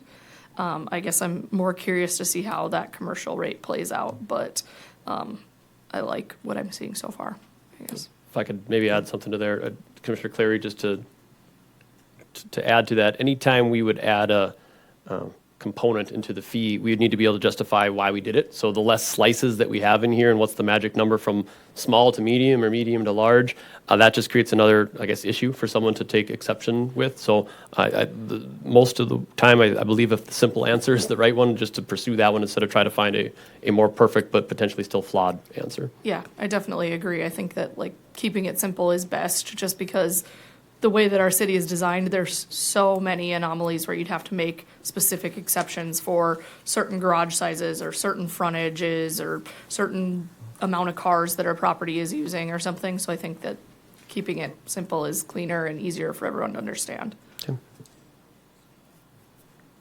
Commissioner Zinker, go ahead. I guess it's not a question for Gabe, but it's a question for the rest of us. I mean, Gabe put this all together based on his CIPs that he's had over the years and what we've worked together. So when he gives you the $17 million, are you comfortable with that dollar amount? Because that changes rates as well, right? Yeah. I mean, we all know that, and it's going to take, 15 years to pay off that current debt that we have? Some Commissioner Zanker. Not as long, I guess. I mean, our current bonding cycle for our special assessments is 7 years for these types of projects. 7, I'm sorry. But we still have some projects from before we've made that change that are still in the books, but there's probably not 15 years worth out there. Okay. So it's seven years before the debt service is paid off, and I'm sure there's some department heads salivating over some sales tax that might be available, but we all know that things go up. So in 7 years, that if we use 30 or 35 for residential and whatever we use for commercial, the inflationary thing is going to be an issue too. So your comment about capping that and those types of things, those are details we can work out later. The biggest thing is, are you comfortable with the $17 million? And then he's already got the questions for that, so I guess that's all. So I'll go from there, sir. Yeah. Go ahead, Commissioner Connolly. During the Special Assessment Task Force, didn't they normally talk about a $20 million? So 17 would be less? Mayor and Commissioners, Commissioner Conley, when we looked at the Special Assessment Task Force, we were looking at the CIP primarily, so forward-looking, and it's really hard to project out what oil prices might be 3, 4, 5 years from now. So in all of our CIPs, we're pretty, I'd say, conservative with what our estimate is, because we don't want to say that this project's going to cost $17 million and then it turns out it's $20 million. We'd much rather have in the budget it's $20 million. In this scenario, or in the CIP for the street maintenance, because it's being special assessed, there wasn't really a need to budget that at all, because it was just special assessments only. It was a means to get the appropriate sales tax dollar amount allocated to that amount of work. So we always would know that we'd have enough in sales tax to support that buy down of the special assessments by having what would be a little bit conservative or higher number than what we'd actually expect. What we have in this project or this program now is the actual costs on average for the last 6 or so years. I feel like that's going to be a more accurate number for what next year's project will look like, but we do need to keep in mind that there are inflationary pressures and that unknown in the future that we'd have to keep on top of as well. Appreciate that. Thank you. Commissioner Clary. I guess to answer your question, Commissioner Zinker, I think that the $17 million makes sense if it's based off of, what we've been looking at for the last couple of years. I think that just like any other utility fee, you're going to have to look at it from year to year and say, does this still make sense? We do it with streetlights, we do it with solid waste, because I think there's going to be inflationary issues, but then there's also going to be, as that debt service goes down, like that's going to adjust too. So I think as long as we are working under the concept that we know that that dollar amount can change in future years, I think that the $17 million makes sense now, for sure. Well, only as long as that $17 million and considers some inflationary index to the historical numbers that you've been working on, because next year that $17 million would be short if it was $17 million this year. Yep, and Mayor and Commissioners, I'll also want to add, we're always a year behind in our construction projects, because we will bond our, like you did here today, certified the special assessments from last year's projects. So there is always going to be a year's worth of debt that we'd have to take into account that probably doesn't make a whole lot of sense to special assess it, only for us to wipe that off. What I would recommend if it gets to that point is just be a little more strategic once again with that implementation strategy. And if there happens to be a year that we know this is happening, that might be a good year to tone down potentially some of the roadway maintenance investment for that particular year, so that we don't have just more debt or 2 years worth of debt that we have to pay. We're just paying the previous year. So all these are kind of details we'd have to work out and get a little more firm commitment, but I have confidence in that $17 million number to be good for the first couple of years of the program. Then I'm comfortable. I mean, you're the one that's got the data and have run the analytics. But it's a fair question to ask, because we need to know the starting absolutely. point. Yep. Right? Yep. Yeah. Okay, anything, and so do we need further direction on the sales tax item as well for you? Mayor and Commissioners, if you have some consensus to say what you heard tonight is appropriate, and to go out to the public and talk about it and come back to you with results of that discussion before any decisions are made, that's really all I'm asking for tonight. Okay. Go ahead, Commissioner Zink. Mayor, Commissioners, and just to reemphasize, right, it's going to be 2 questions on the ballot, not one question tied together. I led to that when we first had that conversation. Through more conversations, I really like this approach. Yeah. It's clean, it's transparent, and it really sets up future commissions for that half cent to do other priorities. Just like Gabe said, the crystal ball isn't always crystal, right? Right. So, Mr. Mayor, one of the most attractive parts for me is the money we save on interest on these projects. For the street fee, yes, Yeah, yes. absolutely. Yeah, so. Okay, so do we have consensus for Gabe to proceed forward? And engage whoever he needs to engage to, okay? Sounds great. Thank you all. Okay, thanks. Item G, consider request to receive and award bids for the replacement of the terminal doors and walk-off mats. Mr. Haug, you've been so quiet and patiently waiting back there. I was really interested in that last item.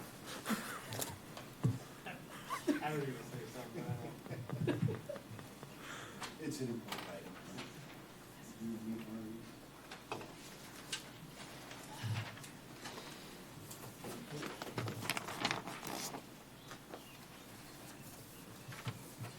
Here's one more. Mayor, Commissioners, we have a couple of items for you tonight. I don't know if we want to put them up on the machine here. We've got item number 1 was the automatic sliding door replacement. So all 3 of our entrances are 20 years old. We're starting to have some issues with getting parts and stuff, and of course, pretty important to be able to get people in and out of the building. And there's two set, there's a set at each door opening. We received 1 bid, but we can't consider it because they did not include their bid bond or their contractor's license. So the attorney opened it up, checked for that, and it wasn't there. And so we've sealed that up and we'll send it back to them. So that item is going to have to be rebid. We did actually think that we were going to get 3 bids on that. There are 3 glass companies that are capable of doing that, but we're going to just have to do some checking and regroup and put together another advertisement for that particular item. So there's no action on that one. On the floor mat replacement, we did receive 1 bid from House of Color. Actually 2, 1 for the base bid, 1 for the alternate. And we kind of anticipated 2 bids, but we only got 1. But the engineer's estimate on that was $35,000, and their bid was $29,950. And we'd like to recommend to you to award alternate 1 to House of Color for the floor mat replacement. Commissioner Risch. Mr. Mayor, Greg, the disqualified bid, was it relatively close to the estimate? We didn't, I didn't. Oh, you didn't We look at didn't. it? Okay. Julie might have seen what the number was, but my staff that were there did not see it. I understand the architect has talked to, who was it, CNH Glass, and they said they would resubmit with the proper paperwork and stuff next time. But we got to find out why the other two outfits didn't submit a bid. Maybe it's a bad time of year, trying to close up projects before the snow flies. So, Commissioners, what are your wishes with regard to, I'll make a motion to approve as presented. Second. is there any discussion? Hearing none, we'll call roll. Commissioner Zinker? Yes. Commissioner Connolly? Yes. Commissioner Cleary? Yes. Commissioner Rish? Commissioner Rich? Oh, yes. I thought you Mayor said Schmitz? mayor. Yes. thank you. She's calling me mayor now. Next, item H, consider request from the Administration Department to provide an update on the draft of the 2025 strategic plan. Go ahead, Doug. Evening, Mayor and Commissioners. Thanks for the opportunity to give you guys an update. As you all are all aware, we started this process in the spring of this year. We reached out to, we put an RFP out for services to lead us through our 2025 strategic plan update. As I said, back in the spring, we awarded a contract to Patrick Ibarra of the Mejoranda Group. And shortly after that, he began meeting with staff. He came to town 3 times over the last several months, the first visit, and I'm just going to recap a few things you've already heard and for our audience.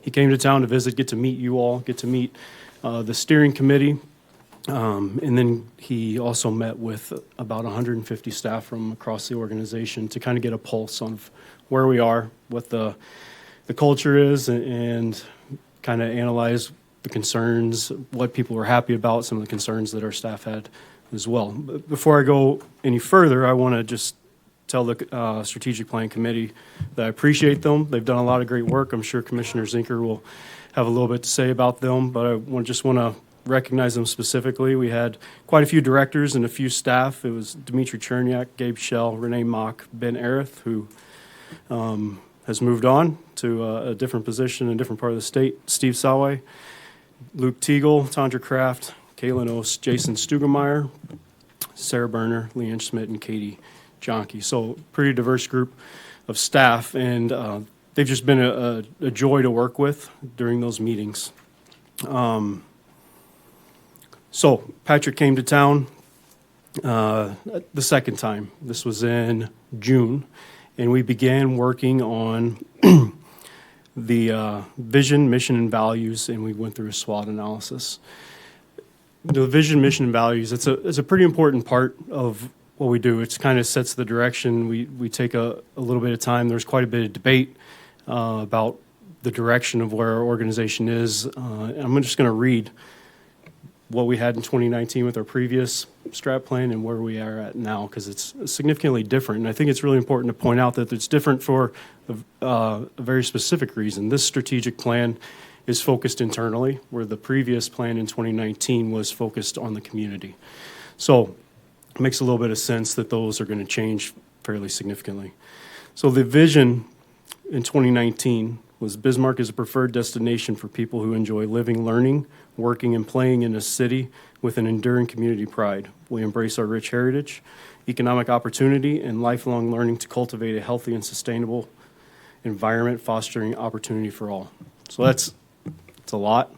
I don't know that anybody could necessarily remember what that was, except it was a lot of really good things, and it was a lot of good things about our community. But where we landed, we wanted something a little bit more succinct, something that we could remember. And during that process, we were kind of thinking about, well, what's the best quality of our community?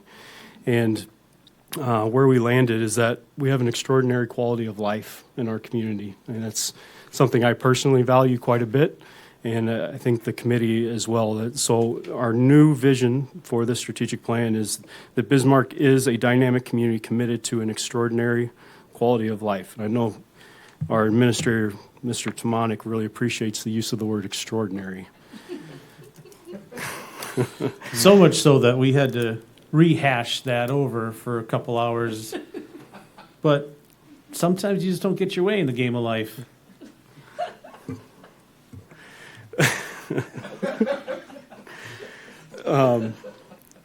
The next portion that we worked through was the mission. Our mission in 2019 was to provide high-quality public services in partnership with our community to enhance our quality of life. We didn't deviate too far from that. Where we landed this time was together, we will deliver exceptional public service. So just shortened it a little bit, made it a little bit more succinct. And then our values. Our values from 2019 were forward-looking, diversity, community pride, integrity, and environmentally sound. All of those are very good values. But in communications that we had and debate back and forth, we decided to change it up quite a bit this time. And our values are something that we want, a reflection of our organizational culture should reflect our values.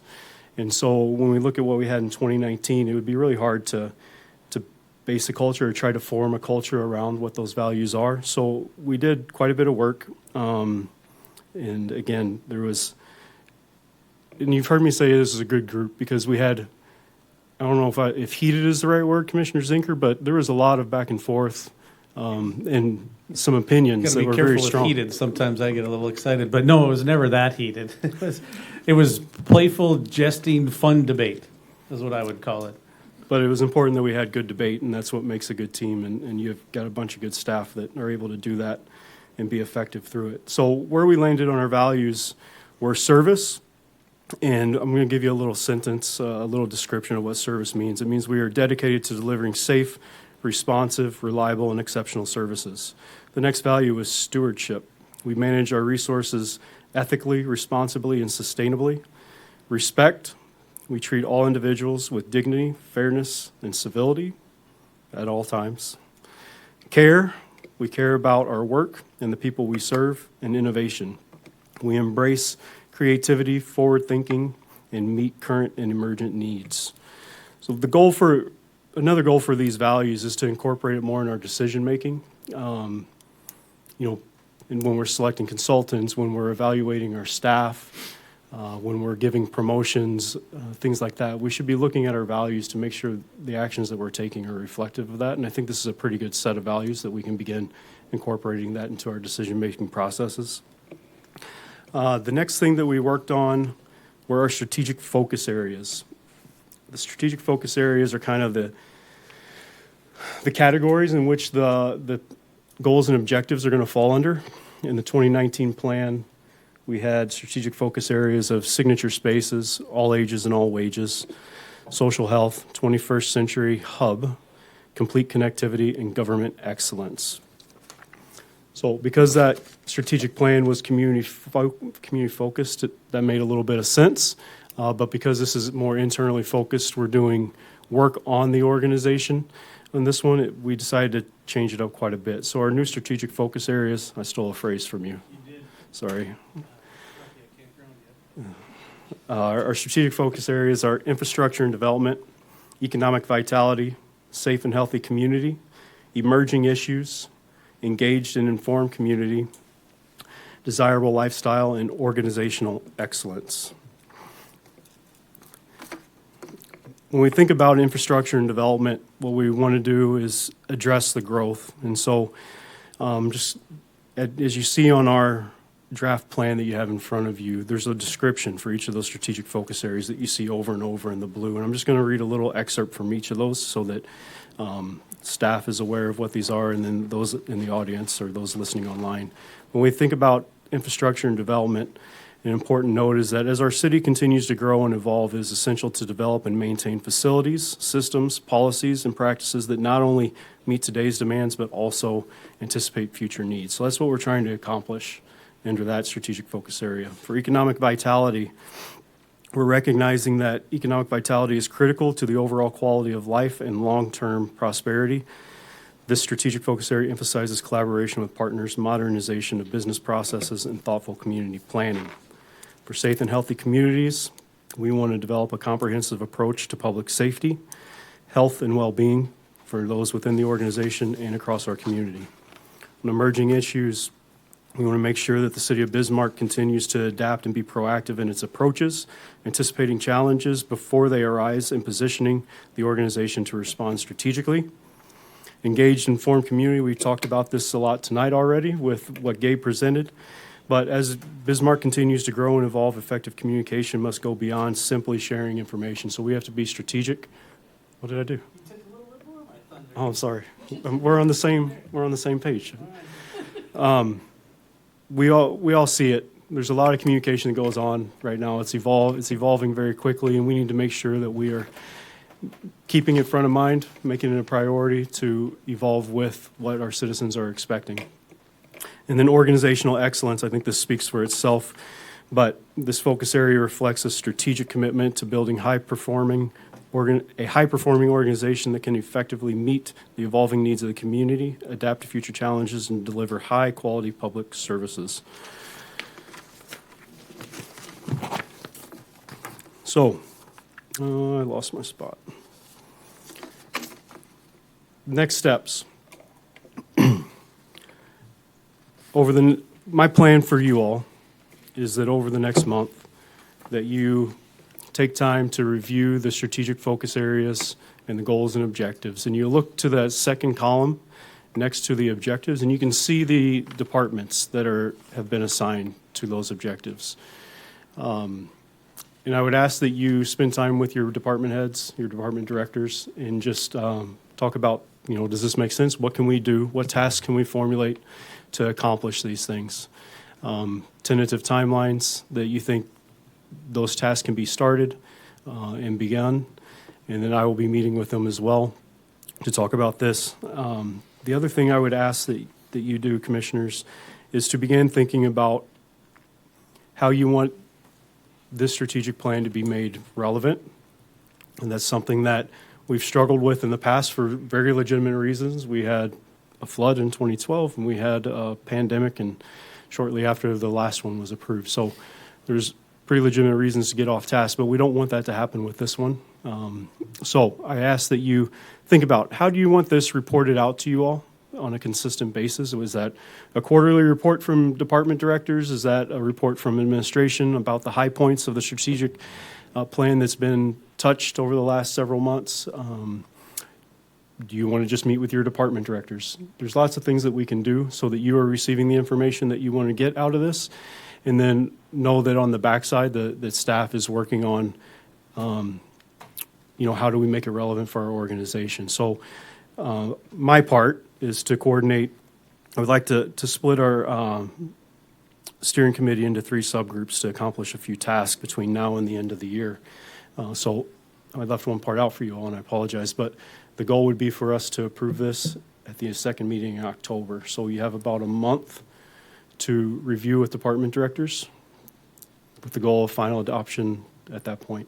And if, by chance you need more time and we need to push it back, we could do that, but I'd really like to try to get this accomplished by the end of October. For staff, I'd like to split the steering committee into a few groups. So that though you guys are going to meet, you commissioners are going to meet with your department directors, I would like the subcommittee to also meet with some of them as well to help them dig into the tasks a little bit more. We don't have to have those adopted right away with this strat plan. We can continue, it's a living document we can continue to work on over the next several months. Another group I'd like to have work through a detailed implementation plan, and I've got some ideas of who specifically I'd like to put on that. And part of that implementation plan is how are we communicating with staff what this is exactly and how it's going to affect them on a regular basis. We need to make sure our directors and supervisors and leaders across the organization are communicating regularly with them, emphasizing the importance of the values and what we're trying to accomplish through the strategic plan. So also as part of that, we're going to be looking at a reporting software where our citizens can view the progress on this, but then on the backside, we have a lot of freedom to provide regular input so that you are up to date as well, as along with others in the organization. And then finally, another group will work on the communications of this, the outward communications. And then you can see what this draft looks like. Right now, it's in an Excel. And what I would like is to work with somebody to help make this a little bit more professional looking so we can distribute this to people, to stakeholders across the community, so we can have more published, refined version that we can give to each of the departments so they can have to distribute as well. So those are the three things that I'm going to work on and with the subcommittee. And I've asked you to do two things: work with your department directors, and then begin thinking about how you would like this implemented on your end.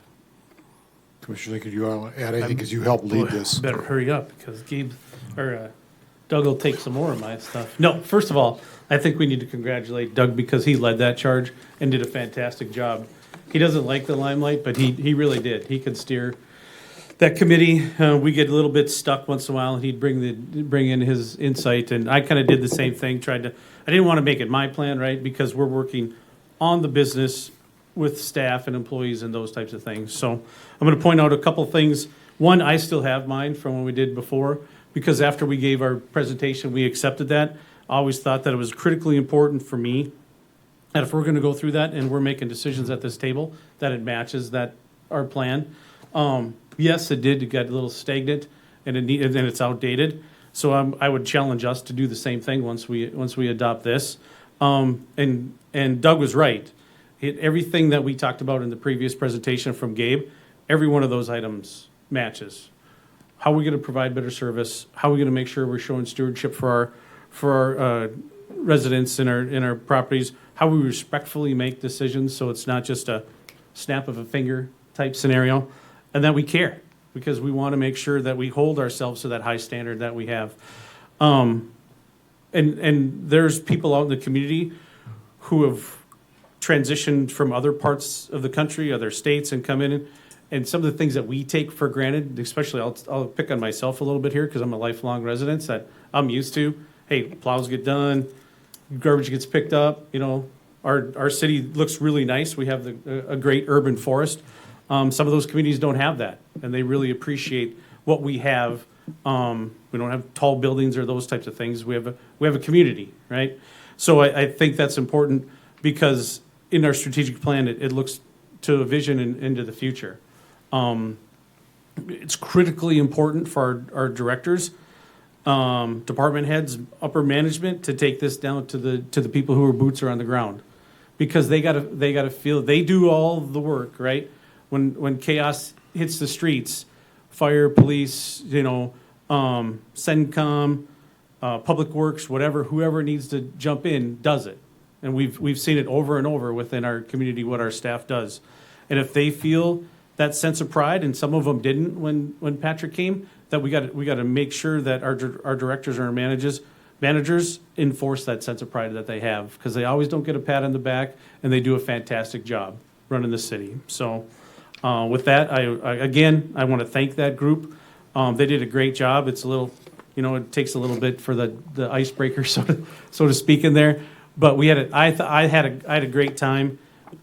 We have some very, very, very good staff. We have very good directors, and we got a good group of up and coming people within our organization. So that's all I got. Okay. Commissioner Conley. I concur, Doug. Thanks for all the work and team of people. Similar to the 2045 plan, where it's mentioned on just about every staff report that comes up to the meeting. That would be kind of daunting here too, but that's why I'm mentioning it here. When you take it back to the stakeholder group, whether it be a small excerpt on where it meets the provisions of the strategic plan with every item, because a lot of citizens and things, if they're looking at our agendas and that, it might give them a point of reference that they might not otherwise identify with.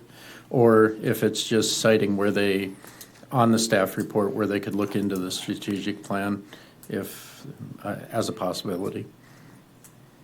I appreciate that, and that brings me to something I forgot to mention. What the strategic plan is, just to elaborate a little bit, is we're going to do the day-to-day stuff. We've got great managers, we've got great supervisors and directors. We're going to do the jobs that we're going to do. We're going to plow snow. We're going to keep designing streets.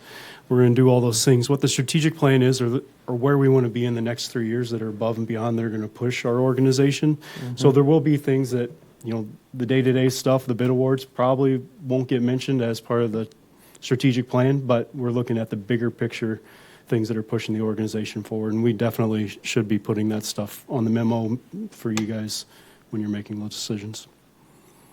Okay, Commissioner Risch. Mr. Mayor, Doug, thanks again for your work on this. Oftentimes, organizations will do a strategic plan, they put it on the shelf, checks the box, oh, there it is.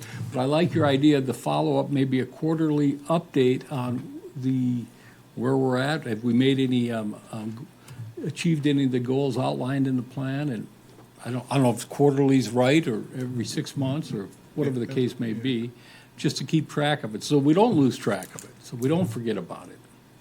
So I think that's actually one of his requests from us, is to give him some of that feedback and guidance, and when we adopt it, or even at the next meeting, if we want to have it on the agenda, we can talk about whether we have a conversation then or when we adopt. But and I know Commissioner Zinker was part of these conversations, because Doug had probably the same conversation to a part with me on like how we're going to report this out so we stay on task.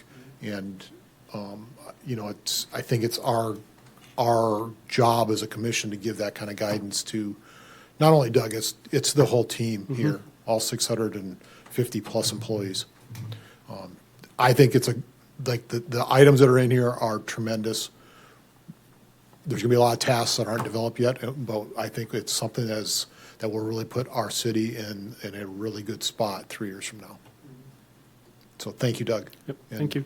Commissioners, I just ask that you start to meet with some of your departments so we can give some additional feedback in I guess 4 weeks, 5 weeks, something like that. Yeah, if you could just let your directors know, and then they can communicate with me, and then we'll go from there and have something ready for you at the end of October. Okay, thank you. All right, item I is consider request from the fire department to provide an update on Fire Station 6. Chief. Mayor and Commissioners, my purpose tonight is to provide you with a brief update on Fire Station 6. In our last discussion, we shared data on the need for the additional fire station, and then we also brought up proposed location. That was on Burley and Calypso, a city-owned piece of property. This is an area of the city that we've been analyzing. It's our intent to build upon the emergency services that we provide, not only for the fire protection, but also for emergency medical, water, ice rescue, chemical response, etc., whatever type of emergency. So since our last discussion, we've been working with city departments on the project. Public Works, Michael Mart, Solway. Steve actually led the process for selecting the architect. EAPC was chosen. EAPC, Ellen and Brett are here tonight in case there's any information that they would need to provide. Community development, Ben and Daniel have been extremely helpful in growth projections. GIS, Daryl Nusich, getting us into the data collection mode has been very helpful. Gabe with engineering and his staff, looking at some of the infrastructure, working with EAPC, and EAPC stepping into that realm of working with our staff to make sure that our operations and that station are functional, and we get to the things that are important to our persons, and to work towards a cost estimate as well. So the fire department, we take great pride in the service that we provide to the community, and we also take great pride in being a good neighbor. We've had a number of opportunities to interact with the public on this project, to answer their questions about how we operate, when we use sirens, when we don't. We appreciate the input, and we'll work hard to fit into the neighborhood. So in summary, I just wanted to say that the fire station project is moving well. And Mayor and Commissioners, thank you for your time this evening. Commissioners, any questions for the chief? Okay, thank you. All right, we are at item 6, other business. Do we have any other business before we head to executive session? Go ahead, Commissioner Cleary, and then Commissioner Connolly. Mine's just quick. So last week we had the free landfill week that we do in the fall at our landfill, but it rained like 5 days in a row. So we had some people reaching out to Public Works wondering if there was any ability to extend the week because it was very hard to get out to the landfill and there's a lot of mud and it was a little interesting with all of the rain. After Steve and I discussed it, we decided that we will do another free landfill week, but we didn't want to extend it straight into this week. We wanted to give it opportunity to dry up. And so there will be another free landfill week starting next week. So Monday, September 29th through Saturday, October 4th. It hasn't been, like the press release hasn't gone out just because we're trying not to confuse people with whether it's this week or next week. So it will be like publicly announced later this week, but just for anyone who is wondering, because I know that I got inquiries, I think Commissioner Zenker got some too, that we are going to extend it because it was a bit of a mess out there. So, and it will be next week all the way through the Saturday. So. Commissioner Conley. Yeah, I just wanted to mention, last night we had there was 2 honor flights taking off this week and returning.